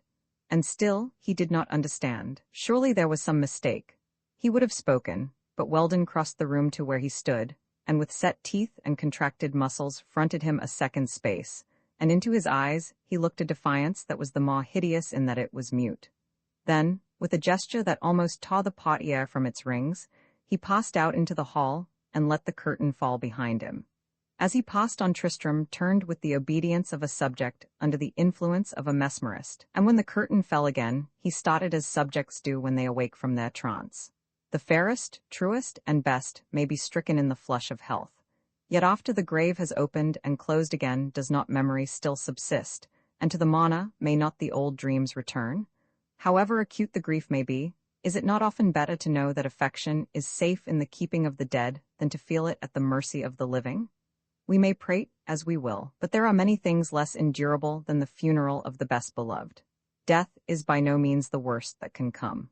Whoso discovers that affection reposed has been given to an illusory representation, to one not as he is, but as fancy pictured him, to a trickster that has cheated the heart, in fact, to a phantom that has no real existence outside of the imagination, must experience a sinking more sickening than any corpse can convey. At the moment, the crack of doom that is to herald an eternal silence cannot more appall. Tristram still stood gazing at the portiere through which Weldon had disappeared. He heard the front door close, and the sound of feet on the pavement, and presently he was back at St. Paul's, hurrying from the upper school to intercede with the master. It was bitterly cold that morning, but in the afternoon the weather had moderated, and they had both gone to skate. And then the day he first came. He remembered his good looks, his patronizing, precocious ways, everything, even to the shirt he wore, blue striped with white, and the watch with the crest and the motto, "Well done, Weldon." No, it was ill done, Weldon, and the lie was ignoble. And why had he told it? Their friendship, seemingly, had been so stanch, so unmarred by disagreement, that this lie was as a dash of blood on a white wall, an ineffaceable stain. If there are years that count double, there are moments in which the hourglass is transfixed. The entire scene, from Tristram's entrance to Weldon's departure, was compassed in less than a minute. Yet during that fragment of time there had been enacted a drama in epitome. A drama humdrum and ordinary indeed, but in which Tristram found himself bidding farewell to one whom he had never known. He was broken in spirit, overwhelmed by the suddenness of the disaster, and presently, as though in search of sympathy, he turned to Miss Raritan.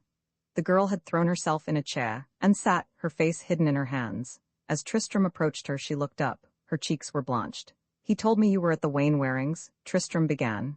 "I don't see," he added after a moment. "I don't understand why he should have done so. He knew you were here, yet he said— Did you hear what he said to me?" Tristram for all response shook his head wonderingly. The girl's cheeks from white had turned flame. "He has not been to you the friend you think," she said, and raising her arm to her face, she made a gesture as though to brush from her some distasteful thing. "But what has he done? What did he say?" "Don't ask me. Don't mention him to me." She buried her face again in her hands and was silent. Tristram turned uneasily and walked into the other room, and then back again to where she sat. But still she hid her face and was silent. And Tristram left her and continued his walk, this time to the dining room, and then back to the parlour which he had first entered. And after a while, Miss Raritan stood up from her seat, and as though impelled by the nervousness of her companion, she, too, began to pace the rooms, but in the contrary direction to that which Tristram had chosen. At last she stopped, and when Tristram approached her, she beckoned him to her side. "What did you say to me last night?" she asked. "What did I say?" "I said you asked me. I said it would be difficult." "Do you think so still?" "Always." "Tristram, I will be your wife." A Cimmerian led out of darkness into sudden light could not marvel more at multicolored vistas than did Tristram at this promise. Truly, they are most hopeless who have hoped the most. And Tristram, as he paced the rooms, had told himself it was done. His hopes had scattered before him like last year's leaves. He had groped in shadows and had been conscious only of a blind alley, with a dead wall, somewhere, near at hand. But now, abruptly, the shadows had gone, the blind alley had changed into a radiant avenue, the dead wall had parted like a curtain, and beyond was a new horizon, gold-barred and blue, and landscapes of asphodels and beckoning palms. He was as one who, overtaken by sleep on the banks of the Styx, awakes in Arcadia. His face was so eloquent with the bewitchments through which he roamed that, for the first time that evening, Miss Raritan smiled. She raised a finger warningly. "Now, Tristram, if you say anything ridiculous, I will take it back." But the warning was needless. Tristram caught the finger and kissed her hand with old-fashioned grace. "Viola," he said at last, "I thank you. I do not know what I can do to show how I appreciate this gift of gifts, but yet, if it is anything, if it can bring any happiness to a girl to know that she fills a heart to fulfillment itself, that she dwells in thought as the substance of thought, that she animates each fiber of another's being, that she enriches a life with living springs, and feels that it will be never otherwise, then you will be happy, for so you will always be to me." The speech, if pardonably incoherent, was not awkwardly made, and it was delivered with a seriousness that befitted the occasion. In a tone as serious as his own, she answered, "I will be true to you, Tristram." That was all. But she looked in his face as she spoke. They had been standing, but now they found seats near to each other. Tristram would not release her hand, and she let it lie unrebellious in his own, and in this fashion they sat and mapped the chartless future. Had Tristram been allowed his way, the marriage would have been an immediate one, but to this, of course, Miss Raritan would not listen. "Not before November," she said with becoming decision. "Why, that is 5 months off. And months are short, and then— But Viola, think, 5 months, it is a calper of time. And besides," he added, with the cogent egotism of an accepted lover, "what shall I do with myself in the meantime? If you are good you may come to the pier, and there we will talk Edelweiss and Myosotis, as all engaged people do." She said this so prettily that the sarcasm, if sarcasm there were, was lost. To this program Tristram was obliged to subscribe. "Well then, afterward we will go abroad." "Don't you like this country?" the girl asked, all the stars and stripes fluttering in her voice, and in a tone which one might use in reciting, "Breathes there the man with soul so dead?"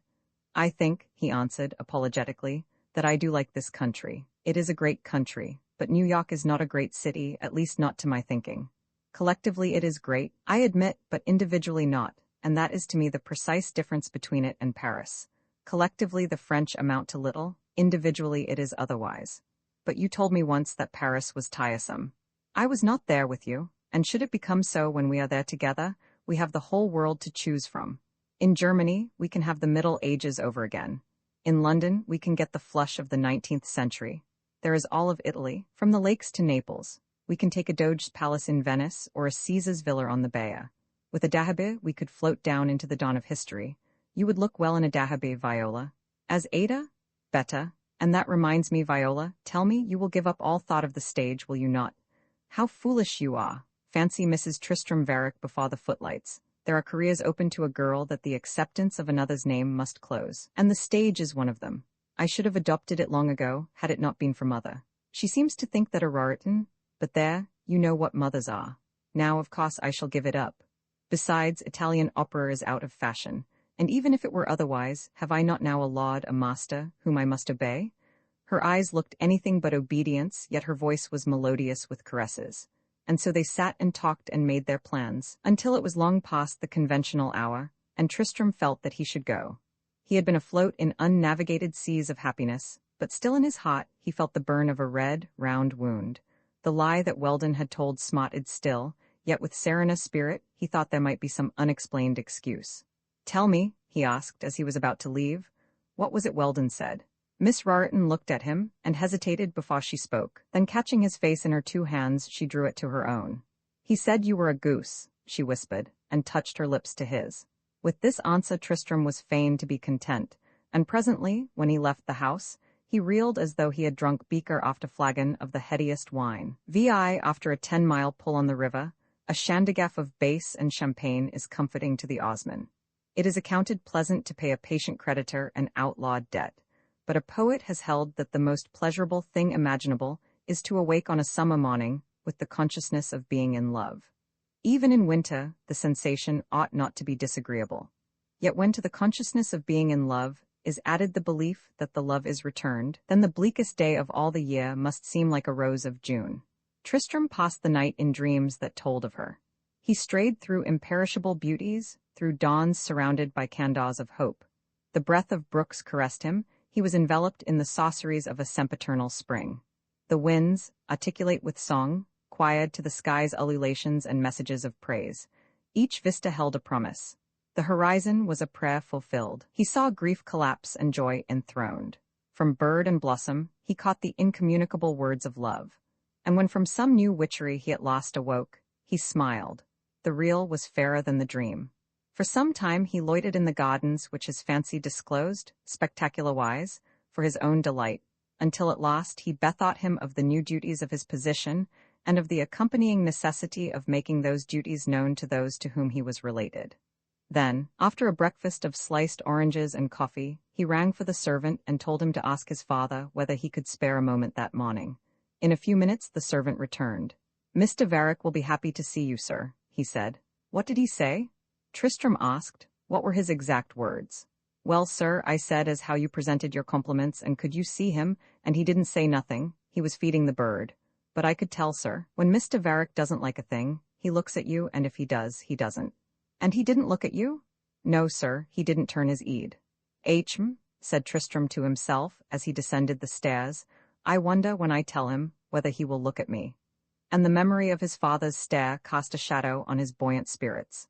On entering the room in which Mr. Varick passed his mornings, Tristram found that gentleman seated at a table. In one hand he held a bronze-colored magazine, and in the other a silver knife. In the window was a gilt cage in which a bird was singing, and on the table was a profusion of roses. The room itself was vast and chill. One wall was lined, the entire length, with well-filled bookshelves. In a corner was a square pile of volumes, bound in pale sheep, which a lawyer would have recognized as belonging to the pleasant literature of his profession. And over the bookshelves was a row of Varicks, standing in the upright idleness which is peculiar to portraits in oil. It was many years since Tristram had entered this room, yet now, save for the scent of flowers and the bird cage, it was practically unchanged. "Father," he began at once, "I would not have ventured to disturb you that is, unless I had something important to say." He was looking at his father, but his father was not looking at him. "It is this," he continued, irritated in spite of himself by the complete disinterestedness of one whose son he was. "I am engaged to be married." At this announcement Mr. Varick fluttered the paper knife, but said nothing. "The young lady is Miss Raritan," he added, and then paused, amazed at the expression of his father's face. It was as though unseen hands were torturing it at will. The mouth, cheeks, and eyelids quivered and twitched, and then abruptly Mr. Varick raised the bronze-colored magazine, held it before his tormented features, and when he lowered it again his expression was as apathetic as before. "You are ill?" Tristram exclaimed, advancing to him, but Mr. Varick shook his head and motioned him back. "It is nothing," he answered. "Let me see, you were saying?" "I am engaged to Miss Raritan. The daughter of her father was Roanoke Raritan. He was minister somewhere, to England or to France, I believe." While Tristram was giving this information, Mr. Varick went to the window. He looked at the occupant of the gilt cage and ran a thumb through the wires. The bird ruffled its feathers, cocked its head, and edged gingerly along the perch, reproving the intrusive finger with the scorn and glitter of two eyes of bead. But the anger of the canary was brief. In a moment Mr. Varick left the cage and turned again to his son. "Nothing you could do," he said, "would please me better." "Thank you," Tristram answered. Are you to be married at once?" "Not before November, sir.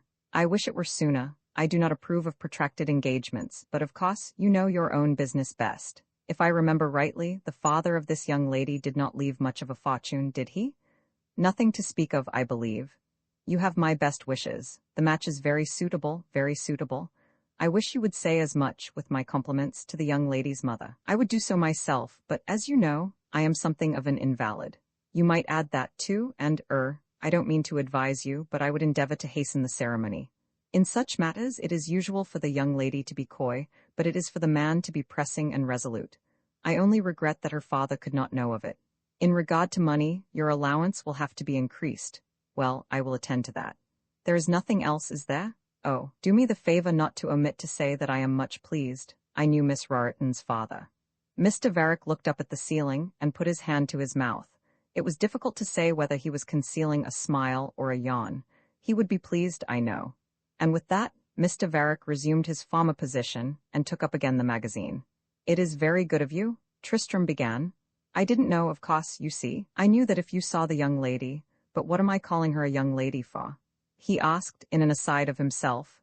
Miss Raritan, I mean, he continued aloud, you would think me fortunate as a king's cousin. He paused. I am sure, he reflected, I don't know what I am talking about. What I say is sheer imbecility. However, he continued again, I want to thank you. You have seen so little of me that I did not expect you would be particularly interested. He hesitated again, and then ceased speaking. He had been looking at his father, and something in his father's stare fascinated and disturbed his train of thought. For the moment he was puzzled. From his childhood, he had felt that his father disliked him, though the reason of that dislike he had never understood. It was one of those things that you get so accustomed to that it is accepted, like baldness, as a matter of course, as a thing which had to be, and could not be otherwise. To his grandfather, who was at once the most irascible and gentlest of men, and whom he had loved instinctively, from the first, with the unreasoning faith that children have, to him he had, in earlier days, spoken more than once of the singularity of his father's attitude. The old gentleman, however, had no explanation to give. Or, if he had one, he preferred to keep it to himself. But he petted the boy outrageously, with some idea of making up for it all, and of showing that he at least had love enough for two. And now, as Tristrem gazed in his father's face, he seemed to decipher something that was not dislike, rather the contented look of one who learns of an enemy's disgrace, a compound of malice and of glee.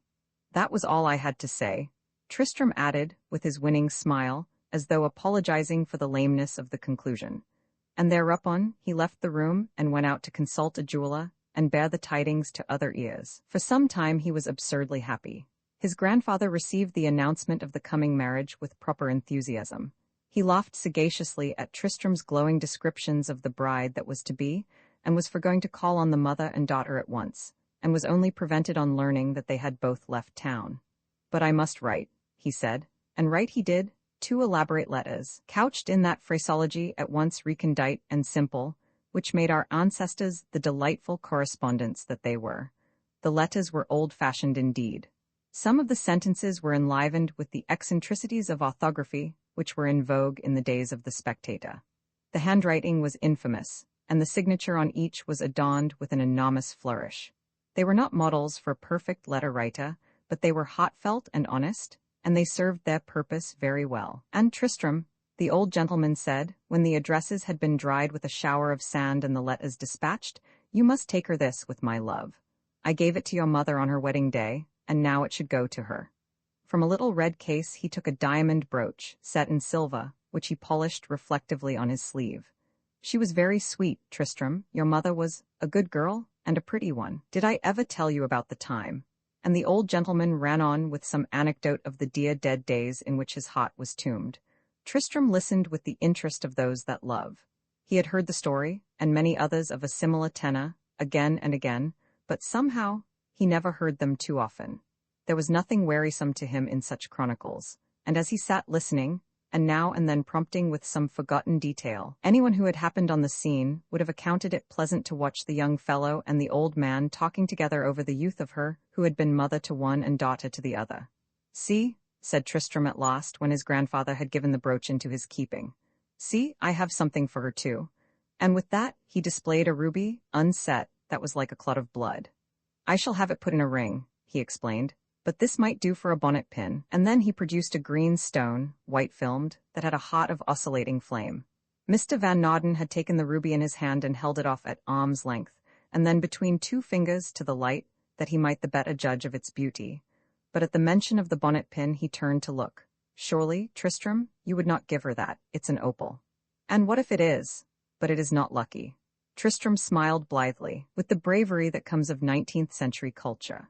"It's a pearl with a soul," he answered. "That's what it is. And if Viola doesn't like it, I'll send it to you." "God forbid," Mr. Van Nodden replied. "If anyone sent me an opal, I would swear so hard that if the devil heard me he'd go in a corner and cross himself." At this threat Tristram burst out laughing, and the old gentleman, amused in spite of himself at the fantasy of his own speech, burst out laughing too. Then there was more chat, and more reminiscences, and much planning as to how Tristram should best assume the rank and appanages of the married state. Tristram dined with his grandfather that evening, and when Mr. Van Nodden started out to his club for a game of whist, Tristram accompanied him as far as the club door. When they parted, Tristram was in such spirits that he could have run up to Central Park and back again. "Divinities of Pindar," he kept exclaiming, a phrase that he had caught somewhere. "Divinities of Pindar, she is mine." Thereafter, for several days, he lived as all true lovers do, on air and the best tenderloins he could obtain. Roman 7 One morning Tristram found the sliced oranges accompanied by a note from her. It was not long, but he read it so often that it became lengthy in spite of the writer. The cottage, it informed him, which had been taken for the summer, was becoming habitable. As yet but one of the hotels, and that the worst, was prepared for guests. In a fortnight, however, the others would begin to open their doors, and meanwhile, if, in the course of the week, he cared to run up, there was a room in the cottage at his disposal. "In the course of the week?" soliloquized Tristram. Well, this afternoon is in the course of it, and this afternoon will I go."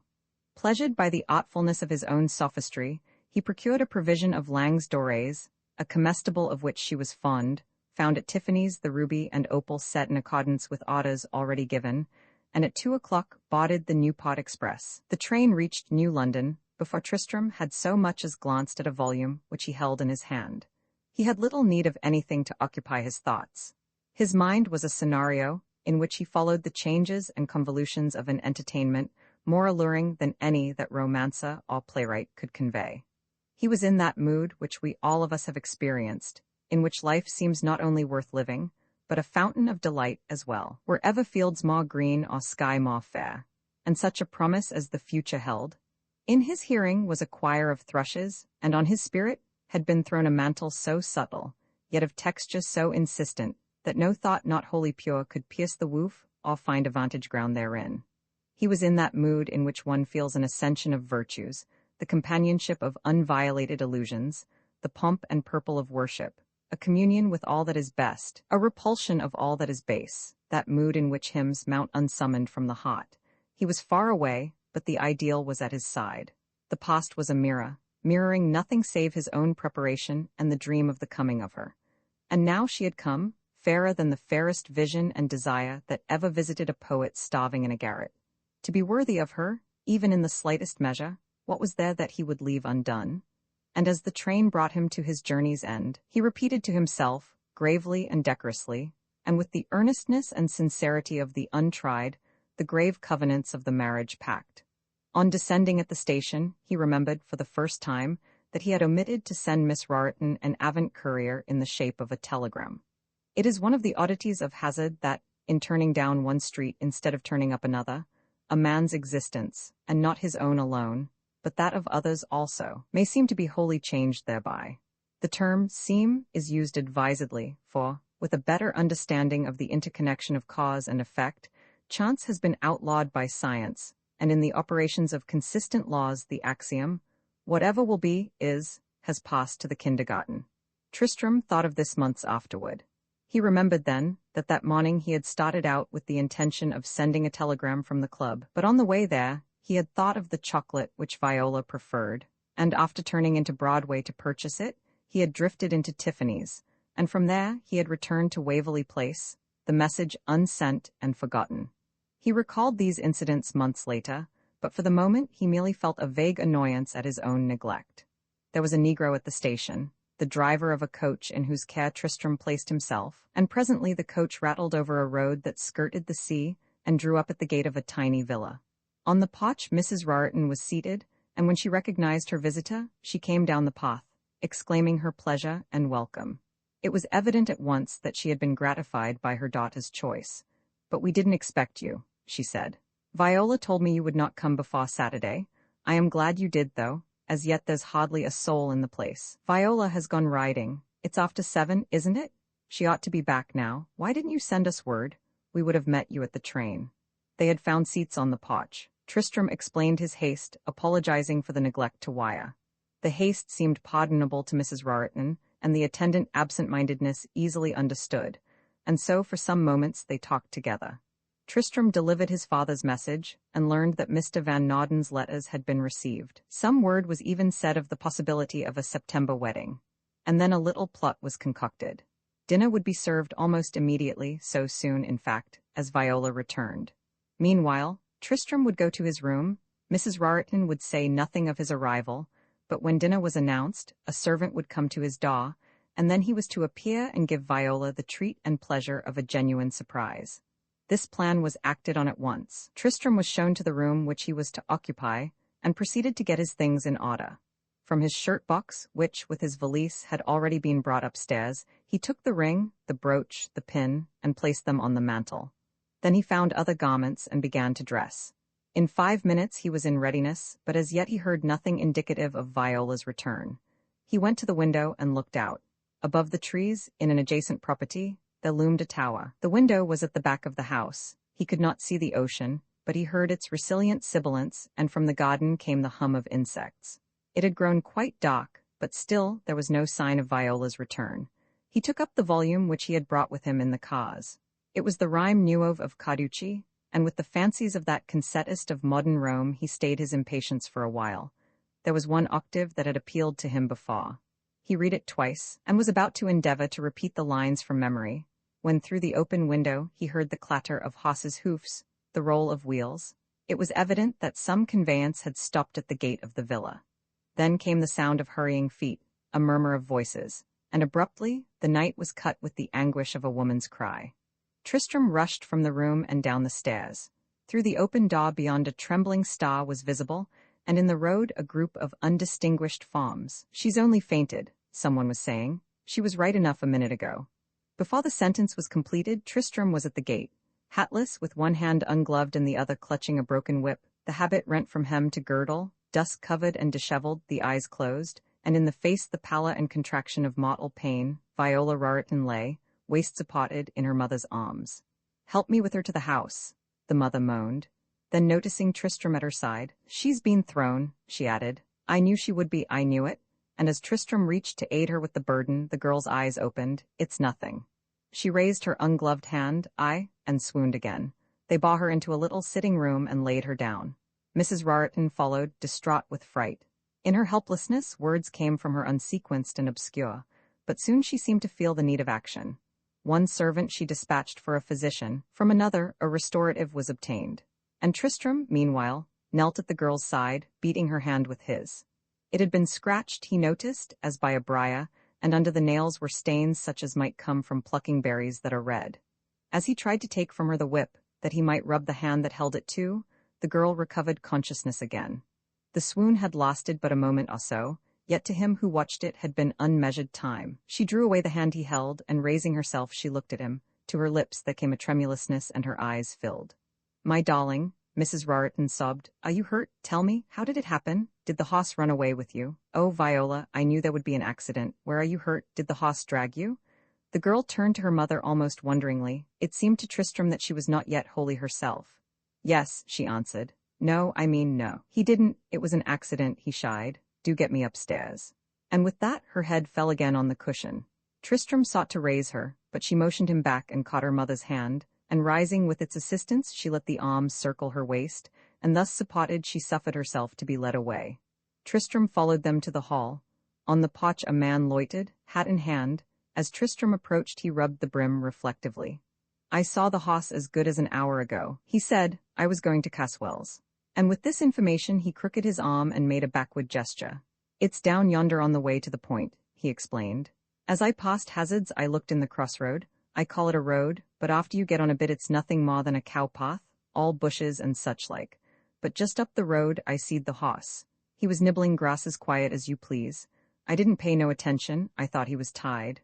Well, when I was coming back I looked again. He wasn't there, but just as I got to the turn I heard somebody hollowering and I stopped. A man ran up and says to me, "There's a lady hurt herself, can't you give her a lift?" "Where?" says I. "Down there," he says, "back of Hazards, she's been thrown." So I turned round and sure enough there she was, by the fence, sort of dazed like. I says, "Are you hurt, miss?" And she says no, but could I bring her here? And then I seed that her dress was torn. She got in, and I asked her where her hat was, and she said it was back there, but it didn't make no difference, she wanted to get home. And when we were driving on here, I told her as how I seed the hoss, and I asked if it wasn't one of White's, and she said, yes, it was, and I was a-going to ask where she was thrown, but she seemed sort of faint, and sure enough, just as we got here away she went. I always says women folk ought not to be led on horseback, she might have broke her neck, like as not. You have been very kind, Tristrem answered, very kind indeed. During the entire scene he had not said a word. The spectacle of Viola fainting on the roadside, the fear that she might be maimed, the trouble at her palla, these things had tied his tongue, and even now, as he spoke, his voice was not assured, and a hand with which he fumbled in his waistcoat trembled so that the roll of bills which he drew out fell on the potch at his feet. He stooped and picked it up. "If Mrs. Raritan were here, she would thank you as I do," he continued. "I wish," and he was about to make some present, but the man drew back. "That's all right, I don't want no pay for that." "I beg your pardon," Tristrem answered. "I know you do not. Tell me, are you married?" The man laughed. "Yes, I am, and I got the biggest boy you ever see. He's going on 4 years and he weighs a ton. I wish you would do me a favor, let me make him a little present." But even to this the man would not listen. He was reluctant to accept so much as thanks. Having done what good he could, he was anxious to go his way, the sort of man that one has to visit the seashore to find, and who, when found, is as refreshing as the breeze. As he left the potch, he looked back. "Here's the doctor," he said, and passed on into the night. While the physician visited the patient, Tristrem paced the sitting room counting the minutes till he could have speech with him himself, and when at last he heard the stairs creak, he was out in the hall, prepared to question and intercept. The physician was most reassuring. There was nothing at all the matter. By morning Miss Raritan would be up and about. She had had a shock, no doubt. She was upset and a trifle nervous, but all she needed was a good night's rest, with a chop and a glass of claret to help her to it. If sleep were elusive, then a bromide. But that was all. If she had been 70, a tumble like that might have done for her, but at 19? And the doctor left the house, reflecting that were not educated people the most timorous of all, the emoluments of his profession would be slight. Whether or not Miss Raritan found the chop and claret sufficient, or whether she partook of a bromide as well, is not a part of history. In a little while after the physician's departure, a servant brought word to Tristrem that for the moment Mrs. Raritan was unable to leave her daughter, but if he would have his dinner then, Mrs. Raritan would see him later. Such was the revulsion of feeling that Tristrem, to whom 10 minutes before the mere mention of food would have been distasteful, sat down and ate like a wolf. The meal finished, he went out on the potch. There was no moon as yet, but the sky was brilliant with the lights of other worlds. Before him was the infinite, in the air was the scent of seaweed, and beyond, the waves leaped up and fawned upon the bluffs. And as he stood and watched it all, the servant came to him with Mrs. Raritan's apologies. She thought it better, the maid explained, not to leave Miss Raritan just yet, and would Mr. Varick be good enough to excuse her for that evening? "Wait a second," he answered, and went to his room. He found the jewels and brought them downstairs. "Take these to Miss Raritan," he said, and on a card he wrote some word of love, which he gave with the trinkets to the maid. "La palate dama," he murmured, as the servant left to do his bidding, and then he went again to his room and sat down at the window companioned only by the stars. From beyond, the boom and retreating wash of waves was still audible, and below in the garden he caught, now and then, the spark and glitter of a firefly gyrating in loops of gold, but the tower which he had noticed on arriving was lost in the night. It was in that direction, he told himself, that the accident must have occurred. And what was it, after all? As yet he had not fully understood. Had the horse stumbled, or had he bolted and thrown her? If he had only been there, and as his fancy evoked the possibilities of that ride, he saw a terrified brute tearing along a deserted road, carrying the exquisite girl straight to some sudden death, and just when the end was imminent, his own muscles hardened into steel, he had him by the bit and though dragged by the impetus, at last he held him, and she was safe. She was in his arms, her own about his neck, and were he a knight-errant and she some gracious princess, what sweeter guerdon could he claim? But one thing preoccupied him. In the vertiginous flight she had lost something, her whip, no, her hat, and it was incumbent on him to restore it to her. Very softly then, that he might not disturb her, he opened the door. The house was hushed, and in a moment he was on the road. He could see the tower now, it was illuminated, and it seemed to him odd that he had not noticed the illumination before. It was that way, he knew, back of Hazard's, and he hurried along in the direction which the man had indicated. The insects had stilled their murmur, and the sky was more obscure, but the road was clear. He hurried on, and as he hurried he heard steps behind him, hurrying too. He turned his head. Behind him was a woman running, and who, as she ran, cast a shadow that was monstrous. In the glimpse that he caught of her, he saw that she was bare of foot and that her breast was uncovered. Her skirt was tattered and her hair was loose. He turned again, the face was hideous. The eyes squinted, lustreless and opaque, the nose was squat, the chin retreated, the forehead was seamed with scars, and the mouth, that stretched to the ears, was extended with laughter. As she ran, she took her teeth out one by one, replacing them with either hand. And still she laughed, a silent laughter, her thin lips distorted as though she mocked the world. Tristrem, overcome by the horror of that laughter, felt as agonized as a child pursued. There was a fence at hand, a vacant lot, and across it a light glimmered. Away he sped. In the field his foot caught in a bramble. He fell, and could not rise, but he heard her coming, and with a great effort just as she was on him, he was up again, distancing her with ever-increasing space. The light was just beyond. He saw now it came from the tower. There was another fence, he was over it. The door was barred. No, it opened, he was safe. In the middle of the room, circular as befits a tower, was a cradle, and in the cradle was a little boy. As Tristrem looked at him he smiled. It was, he knew, the child of the man to whom he had spoken that evening. One hand was under the pillow, but the other, that lay on the coverlid, held Viola's hat. He bent over to examine it. The fingers that held it were grimy and large, and as he looked closer, he saw that it was not a child, but the man himself. Before he had an opportunity to account for the delusion, he heard the gallop of feet and a thunder at the door. It was she? He wheeled like a rat surprised. There was a lateral exit, through which he fled, and presently he found himself in a corridor that seemed endless in extension. The man evidently had left the cradle and preceded him, for Tristrem saw him putting on a greatcoat some distance ahead.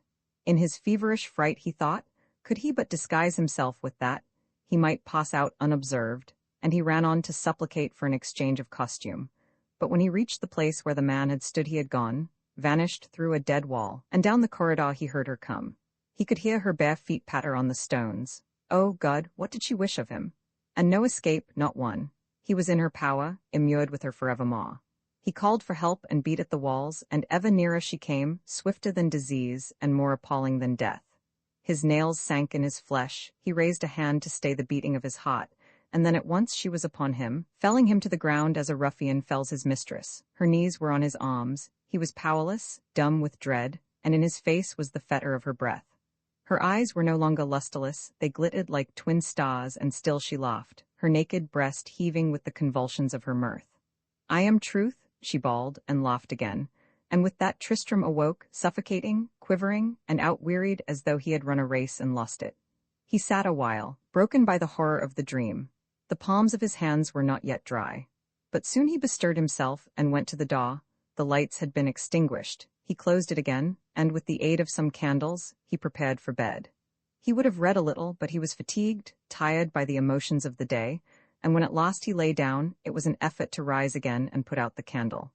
How long he lay in darkness, a second, an hour, he could not afterward recall. It seemed to him that he had drowsed off at once, but suddenly he started, trembling from head to foot.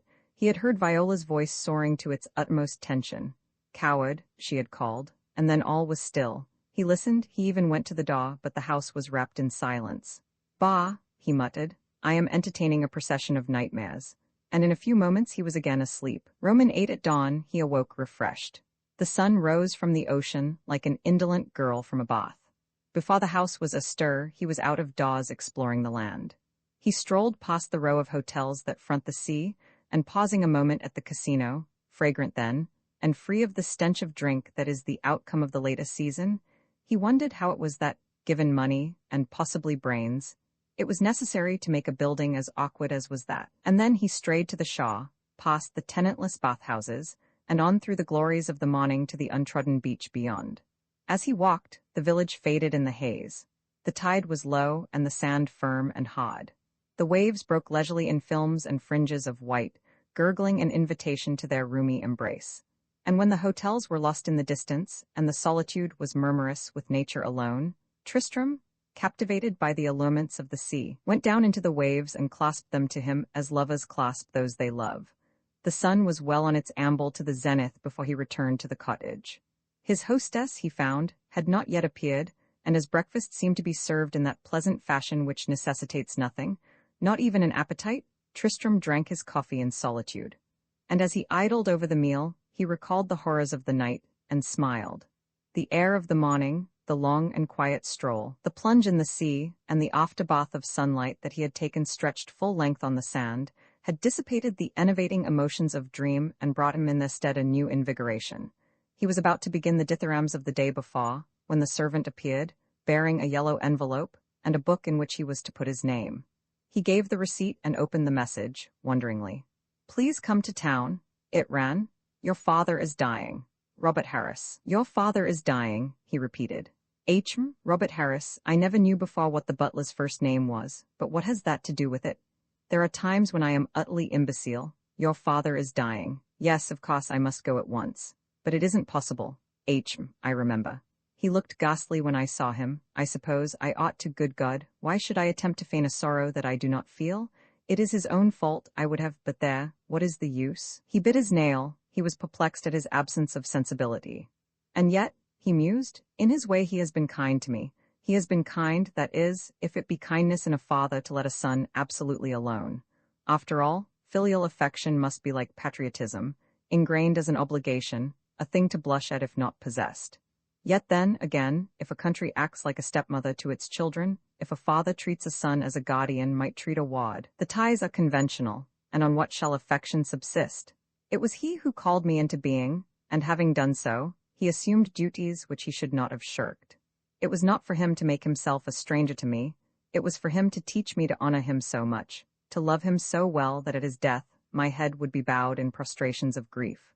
I used to try to school myself to think that it was only his way, that, outwardly cold and undemonstrative, his heart was warm as another's. But well, it may have been, it may have been. After all, if I can't grieve, I would cross the continent to spare him a moment's pain. It was he, I suppose, who told Harris to wire. Yes, I must hurry. He called the servant to him. Can you tell me, please, when the next train goes? But the servant had no knowledge whereon to base a reply. She suggested, however, that information might be obtained at an inn which stood a short distance up the road. He scribbled a few lines on a card and gave it to the woman. "Take that to Miss Raritan, please, will you?" he said, and left the house. At the inn, a very large individual sat on the stoop, coatless, a straw covering of a remota summer far back on his head, and his feet turned in. He listened to Tristrem with surly indifference and spat profusely. He didn't know. He reckoned the morning train had gone. "Hey, Alf," he called out to the Negro who had taken Tristrem from the station the night before, and who was then driving by, "When's the next train go?" "'Bout 10 minutes. I just took a party from Taylor's." "Thank you," said Tristrem to the innkeeper, who spat again by way of acknowledgement. "Can you take me to the station?" he asked the Negro, and on receiving an affirmative reply, he told him to stop at Mrs. Raritan's for his traps. As Tristrem entered the gate, he saw Viola's assistant of the preceding evening drive up, waving a hat. "I got it," the man cried out. "Here it is. First time it ever passed a night out of doors, I'll bet, and none the worse for it, either." He handed it over to Tristrem. "I dreamt about you last night," he added. "That's odd," Tristrem answered. "I dreamed about you." The man laughed at this as had he never heard anything so droll. "Well, I swan," he exclaimed, and cracked his whip with delight. His horse started. "Here," he said, "I near forgot. Whoa there, can't you? This goes with the hat." And he crumpled a handkerchief in his hand, and tossing it to Tristrem, he let the horse continue his way unchecked. The hat which the man had found did not indeed look as though it had passed a night on the roadside. Save for an incidental speck or two, it might have come fresh from a bandbox. Tristrem carried it into the cottage, and was placing it on the hall table when Mrs. Raritan appeared. "I am so sorry," she began. "Viola has told me." "How is she? May I not see her?" "She scarcely slept last night." Tristram looked in the lady's face, the lids of her eyes were red and swollen. But may I not see her? May I not merely for a moment? She is sleeping now. Mrs. Raritan answered. Perhaps, she added, it is better that you should not. The doctor has been here. He says that she should be quiet, but you will come back, will you not? Truly I sympathize with you. Mrs. Raritan's eyes filled with tears, but to what they were due, who shall say? She seemed to Tristram unaccountably nervous and distressed. There is nothing serious the matter, is there? He asked, anxiously. And at the question, Mrs. Raritan almost choked. She shook her head, however, but Tristram was not assured. I must see her, he said, and he made as would he mount the stair. Mr. Varick, she is asleep, she has had a wretched night. When you are able to come back, it will be different. But if you care for her, let her be. The protest was almost incoherent. Mrs. Raritan appeared beside herself with anxiety. Forgive me, said Tristram. I did not mean to vex you, nor would I disturb her. He paused a second, dumbly and vaguely afflicted. You will tell her, will you not? He added. Tell her this, that I wanted to see her. Mrs. Raritan, my whole life is wrapped up in her. He hesitated again. You are tired too, I can see. You were up with her last night, were you not? Mrs. Raritan bowed her head. You must forgive me, he repeated. I did not understand. Tell me, he continued. Last night I awoke thinking that I heard her calling. Did she call? Call what? I thought, you see, I was perhaps wholly asleep, but I thought I heard her voice. I was mistaken, was I not? Yes, you must have been. The negro had brought down the luggage and stood waiting at the gate. You will tell her, Mrs. Raritan, I love her with all my heart and soul. The lady's lips quivered. She knows it, and so do I. You will ask her to write. Yes, I will do so. Tristram took her hand in his. Tell her from me, he began, but words failed him. It was his face that completed the message. In a moment more he was in the coach on his way to the station. There was a brisk drive along the sea, a curve was rounded, and the station stood in sight.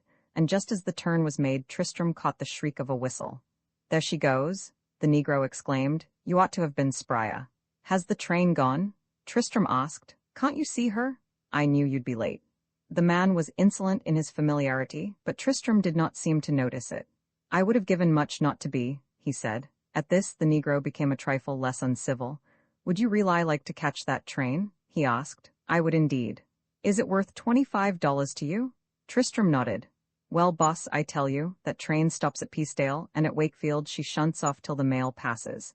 Like as not the express is late. If I get you to Kingston before the new pot passes, will you give me 25? If I make the connection, I will give you 50. That's talking. You'll get there, boss. Just lay back and count your thumbs. The negro snapped his whip, and soon Tristram was jolted over one of the worst and fairest roads of New England, through a country for which nature has done her best, and where only the legislator is vile. One hamlet after another was passed, and still the coach rolled on. We'll get there, the negro repeated from time to time, and to encourage his fare he lashed the horses to their utmost speed. Peacedale was in the distance, Wakefield was past, and in a cloud of dust they tore through Kingston and reached the station just as the express steamed up. I told you I'd do it, the negro exclaimed, exultingly. I'll get checks for your trunks. A minute or two more, and the checks were obtained. The negro was counting a roll of bills, and in a drawing-room, Tristram was being whirled to New York. For several hours he sat looking out at the retreating uplands, villages, and valleys. But after a while he remembered the scantiness of his breakfast, and, summoning the porter, he obtained from him some food and drink. By this time the train had reached New Haven, and there Tristram alighted to smoke a cigarette. He was, however, unable to finish it before the whistle warned him that he should be aboard again. The porter, who had been gratified by a tip, then told him that there was a smoking compartment in the car beyond the one in which he had sat, and as the train moved on, Tristram went forward in the direction indicated. The compartment was small, with seats for two on one side, and for three, or for four at most, on the other. As Tristram entered it, he saw that the largest sofa was occupied by one man, who lay out on it, full length, his face turned to the partition. Tristram took a seat opposite him, and lit a fresh cigarette. As he smoked, he looked at the reclining form of his vis-a-vis. About the man's neck, a silk handkerchief had been rolled, but one end had come undone and hung loosely on the cushion, and as Tristram looked he noticed that on the neck was a wound, unhealed and fresh, a line of excoriation, that neither steel nor shot could have caused, but which might have come from a scratch. But after all, what business was it of his? And he turned his attention again to the retreating uplands and to the villages that starred the route. When the cigarette was done, he stood up to leave the compartment. But however quietly he had moved, he seemed to arouse his neighbor, who turned heavily, as though to change his position. As he did so, Tristram saw that it was Royal Weldon, and that on his face was a bruise.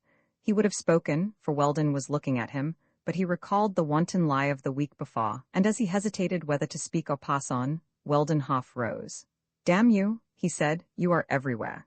Then he lay down, turning his face again to the wall, and Tristram, without a word, went to the other car and found his former seat. 2 hours later he reached his home. He let himself in with a latchkey and rang the bell. But when Harris appeared he knew at once, by the expression which the butler assumed, that he had come too late. "When did it happen?" he asked. "It was last evening, sir. He came in from his drive and inquired for you, sir. I said that you had gone out of town, and showed him the address you left. When I went to announce dinner, sir, he was sitting in his armchair with his hat on. I thought he was asleep. I sent for Dr. McMasters, sir, but it was no use. Dr. McMasters said it was the art, sir. You have notified my grandfather, have you not?" "Yes, sir, I did, sir. Mr. Van Norden came in this morning, and left word as how he would like to see you when you got back, sir." "Very good. Call Davis and get my things from the cabman." "Yes, sir, thank you, sir. I beg pardon, sir," he added. "Would you wish some dinner? There's a nice fillet and a savory." Roman 9. The morning after the funeral, Tristram received a letter from Mrs. Raritan, and a little later a small package by express. The letter was not long, and its transcription is unnecessary. It was to the effect that on maturer consideration Viola had decided that the engagement into which she had entered was untenable. To this decision, Mrs. Raritan felt herself reluctantly obliged to concur. It was not that Mr. Varick was one whom she would be unwilling to welcome as her daughter's husband. On the contrary, he was in many respects precisely what she most desired. But Viola was young. She felt that she had a vocation to which marriage would be an obstacle, and in the circumstances Viola was the better judge.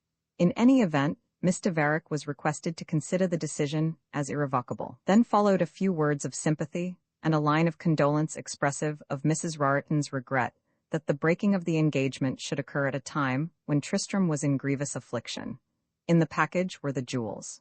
Tristram read the letter as though he were reading some accusation of felony leveled at him in the public press. If it had been a meteor which had fallen at his feet, he could not have wondered more. Indeed, it was surprise that he felt. It was not anger or indignation. They were aftercomers. For the moment he was merely bewildered. It seemed to him incredible that such a thing could be. He read the letter again, and even examined the postmark. At first he was for starting at once for Narragansett. If he could but see Viola, the excuse about a vocation was nonsense. Had he not told her that if she insisted on going on the stage, he would sit in the stalls and applaud? No, it was not that. It was because, after all, it was his own fault. If he had been unable to make himself beloved, why should the engagement continue? But had an opportunity been given him? He had not had speech with her since that evening when she had drawn his face to hers. No, it could not be that. He bowed his head, and then anger came and sat at his side. What had he done to destiny that he should be to it the plaything that he was? But she was more voracious even than fate. No, it was damnable. Why should she take his heart and torment it? Why, having given love, should she take it away? He was contented enough until he saw her. Why had she come to him as the one woman in the world, luring him on? Yes, for she had lured him on. Why had she made him love her as he could never love again, and just when she placed her hand in his, a mist, a phantom, a reproach? Why had she done so? Why was the engagement untenable? Untenable, indeed, why was it untenable? Why? And in the increasing exasperation of the moment, Tristram did a thing that with him was unusual. He rang the bell and bade the servant bring him drink. It was on the afternoon of that day that he learned the tenor of his father's will. It affected him as a chill affects a man smitten with fever. He accepted it as a matter of course. It was not even the last drop. The cup was full as it stood. What was it to him that he had missed being one of the richest men in New York in comparison to the knowledge that even had he the minds of Almas and of Ind, the revenue would be as useless to him as the hands of the dead? Was she to be bought? Had she not taken herself away before the contents of the will were reported? He might be able to call the world his own, and it would avail him nothing. The will left him strangely insensible, though, after all, one may wonder whether winter is severer than autumn to a flower once dead. But if the will affected Tristram but little, it stirred Dirk Van Norden to paroxysms of wrath. He ought to have his ghost kicked, he said, in confidential allusion to Erastus Varick. It's a thing that cries out to heaven. And don't you tell me, sir, that nothing can be done. The lawyer with whom he happened to be in consultation said there were many things that could be done. Indeed, he was reassuringly fecund in resources. In the first place, the will was holographic. That, of course, mattered nothing, it only pointed a moral. Laymen should not draw up their own wills. For that matter, even professionals should be as wary of so doing as physicians are of doctoring themselves. And the lawyer instanced legal luminaries, judges whose obite edicta and opinions in banco were cited and received with the greatest respect, and yet through whose wills, drawn up, mock you, by their own skilled hands, coaches and tandems had been driven full speed. In regard to the will of the deceased there was this to be said, it would not hold water. Chapter 360, Laws of 1860, declares that no person having a husband, wife, child, or parent shall by his or her last will and testament devise or bequeath to any benevolent, charitable, scientific, literary, religious, or missionary society, association, or corporation, in trust or otherwise, more than 1/2 part of his or her estate, but he devised the whole. Yes, so he did, but in devising it he overlooked that very wise law. My opinion in the matter is this. When, may I ask, was your grandson born? He was born on the 10th of June, 1859. Exactly. The late Mr. Varick determined on the birth of your grandson that the property should go over. His reasons for so determining are immaterial. Rufus K. Taintaw, the ablest man, sir, that ever sat on the bench or addressed it, drew up the will at that time in accordance with instructions received. Some years later, Taintaw died of apoplexy, and he died, too, as you doubtless remember, after the delivery of that famous speech in the Bezalel divorce case. Well, sir, what I make of the matter is this. The late Mr. Varick, relying on Taintaw's ability, and possessing possibly some smattering of law of his own, recopied the will every time the fancy took him to make minor alterations in the general distribution of the trust. Consequently, his last will and testament, having been made since the passage of the law of 1860, is nugatory and void as to 1/2 the bequest, and your grandson may still come in for a very pretty sum. He ought to have it all, said Mr. Van Nauden, decidedly. I don't dispute that, sir, in the least, and my opinion is that he will get it. This will is dated 5 days previous to Mr. Varick's demise. Now, according to the law of 1848, Chapter 319, and if I remember rightly, Section 6, no such bequest as the deceased's is valid in any will which shall not have been made and executed at least 2 months before the death of the testator. That, sir, I consider an extremely wise bit of legislation. The law of 1860, which I quoted, vitiates the will as to 1/2 the bequest. The law of 1848 does away with the will altogether. Practically speaking, your son-in-law might just as well have died intestate. Though, between ourselves, if Mr. Varick had not been ignorant of these laws, and had not, in consequence of his ignorance, made a disposition of certain private documents the contents of which are easily guessed, your grandson would have merely a prima facie right to have the will set aside. For, if you remember, these laws were passed only to provide for the possible interests of a surviving husband, wife, or child. He emphasized the last word, and as his meaning grew clear to Mr. Van Nauden, that gentleman got very red in the face. He rang the bell. Thank you, sir, he said. I shall be indebted if you will send me your account, and I shall be particularly indebted if you will send it at your very earliest convenience. Henry, get this gentleman his hat and see him to the street. Unfortunately for those that practice, there are a great many more lawyers in New York than one. And before the last will and testament of Erastus Varick came up for probate, Mr. Van Nauden experienced slight difficulty in retaining another attorney to defend Tristrem's interests. The matter, of course, was set down for a hearing, and came up on the calendar 3 months later. Of the result of that hearing the reader has been already informed, and then it was that Tristrem was taxed with old-world folly.